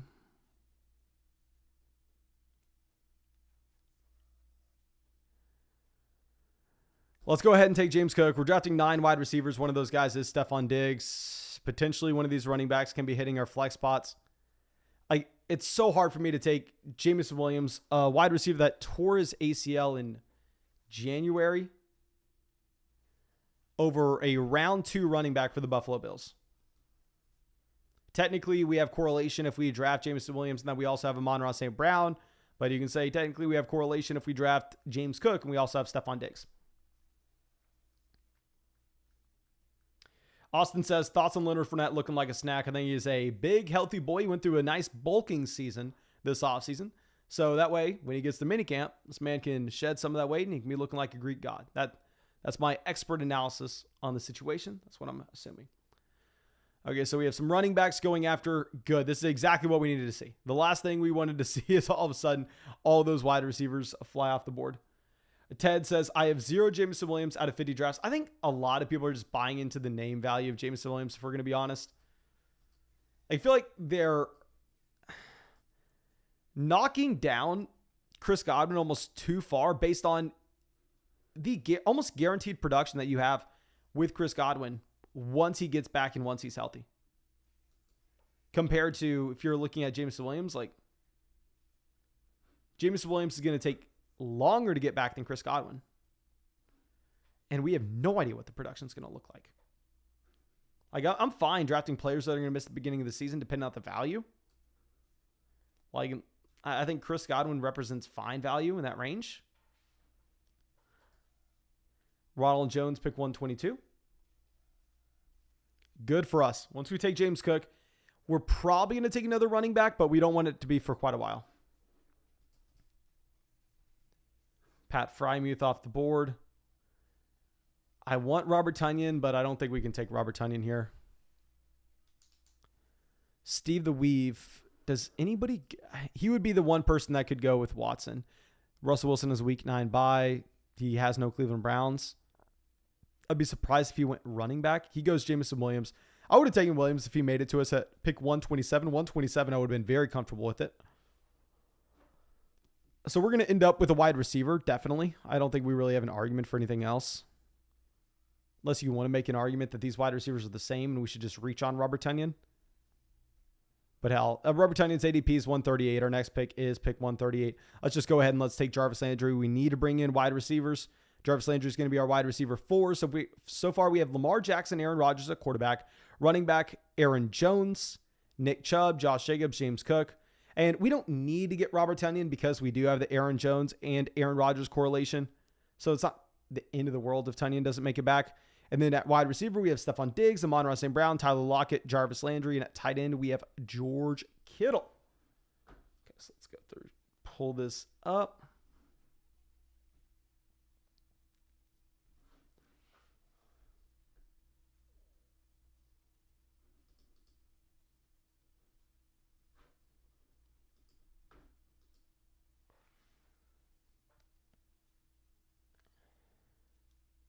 Birdman says, what do you think about Rachaad White actually getting touches in Tampa? I think it will happen. I mean, if you look at Tampa, they've showed that they really do want to get another running back involved. I mean, they drafted Keyshawn Vaughn in the 3rd round in 2020. That didn't work out. So they signed Giovanni Bernard last season. That didn't work out. So they went through, drafted Rachaad White in top 100 picks this year as well.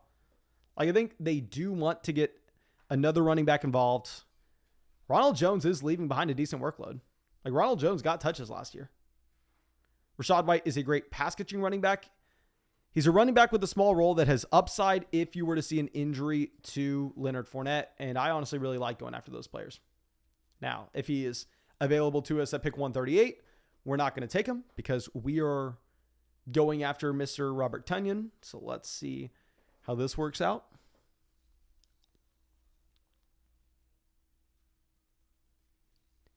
So we do end up getting Robert Tonyan. That worked out perfectly for us. So now I think we are done with 2 tight ends when we have George Kittle and Robert Tonyan as our 2 options. And we can build around 5 running backs and 9 wide receivers here. What's funny is if we take one more running back, what I'm able to do is I'm able to queue up the rest of this draft board, say good night to everybody here, and I will see you tomorrow. But we'll see what ends up happening. Maybe we do not get it to take a running back with our next round, even though I may be willing to reach on it.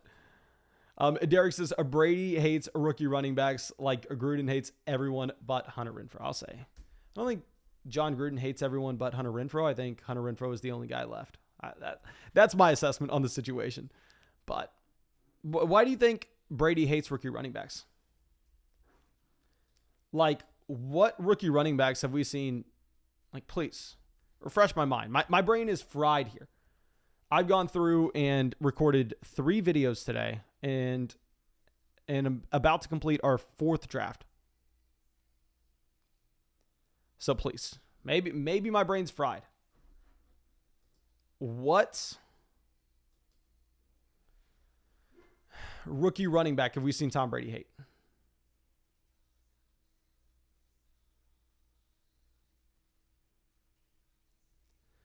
Okay, so real quick, going back to this. We have a little bit of a tight end run happening. Albert O, Ersman Jr. going right after. We definitely want to see that.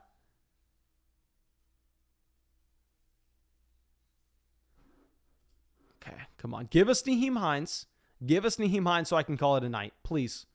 Give us Nyheim Hines so I can just auto-draft the rest wide receiver.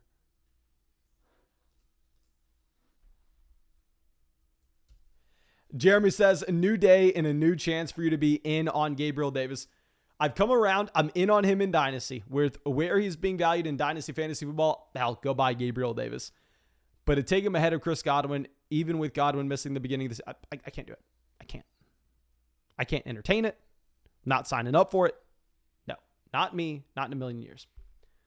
Okay, ladies and gentlemen, probably not smart for us to do this, but it's smart for me to get some sleep. We're pushing 11 p.m. I'm going to take Nyheim Hines, and then I'm going to go through and queue up a crap ton of these wide receivers and let this board go down. Thank you, of course, for being a part of the flock. Thank you for supporting the channel. I genuinely appreciate everybody in this live stream. I want to say thank you. Have a great night. And most importantly, sign up for Underdog Fantasy. Use promo code FLOCK. If you have not done so already, I don't know what's taking you so long. Support this damn channel. That's all I got. Other than that, y'all know I'm joking. Find the link in the description. Find it in the comment section. I'll see y'all tomorrow night with another live stream. I hope y'all have a great night, and I do appreciate y'all.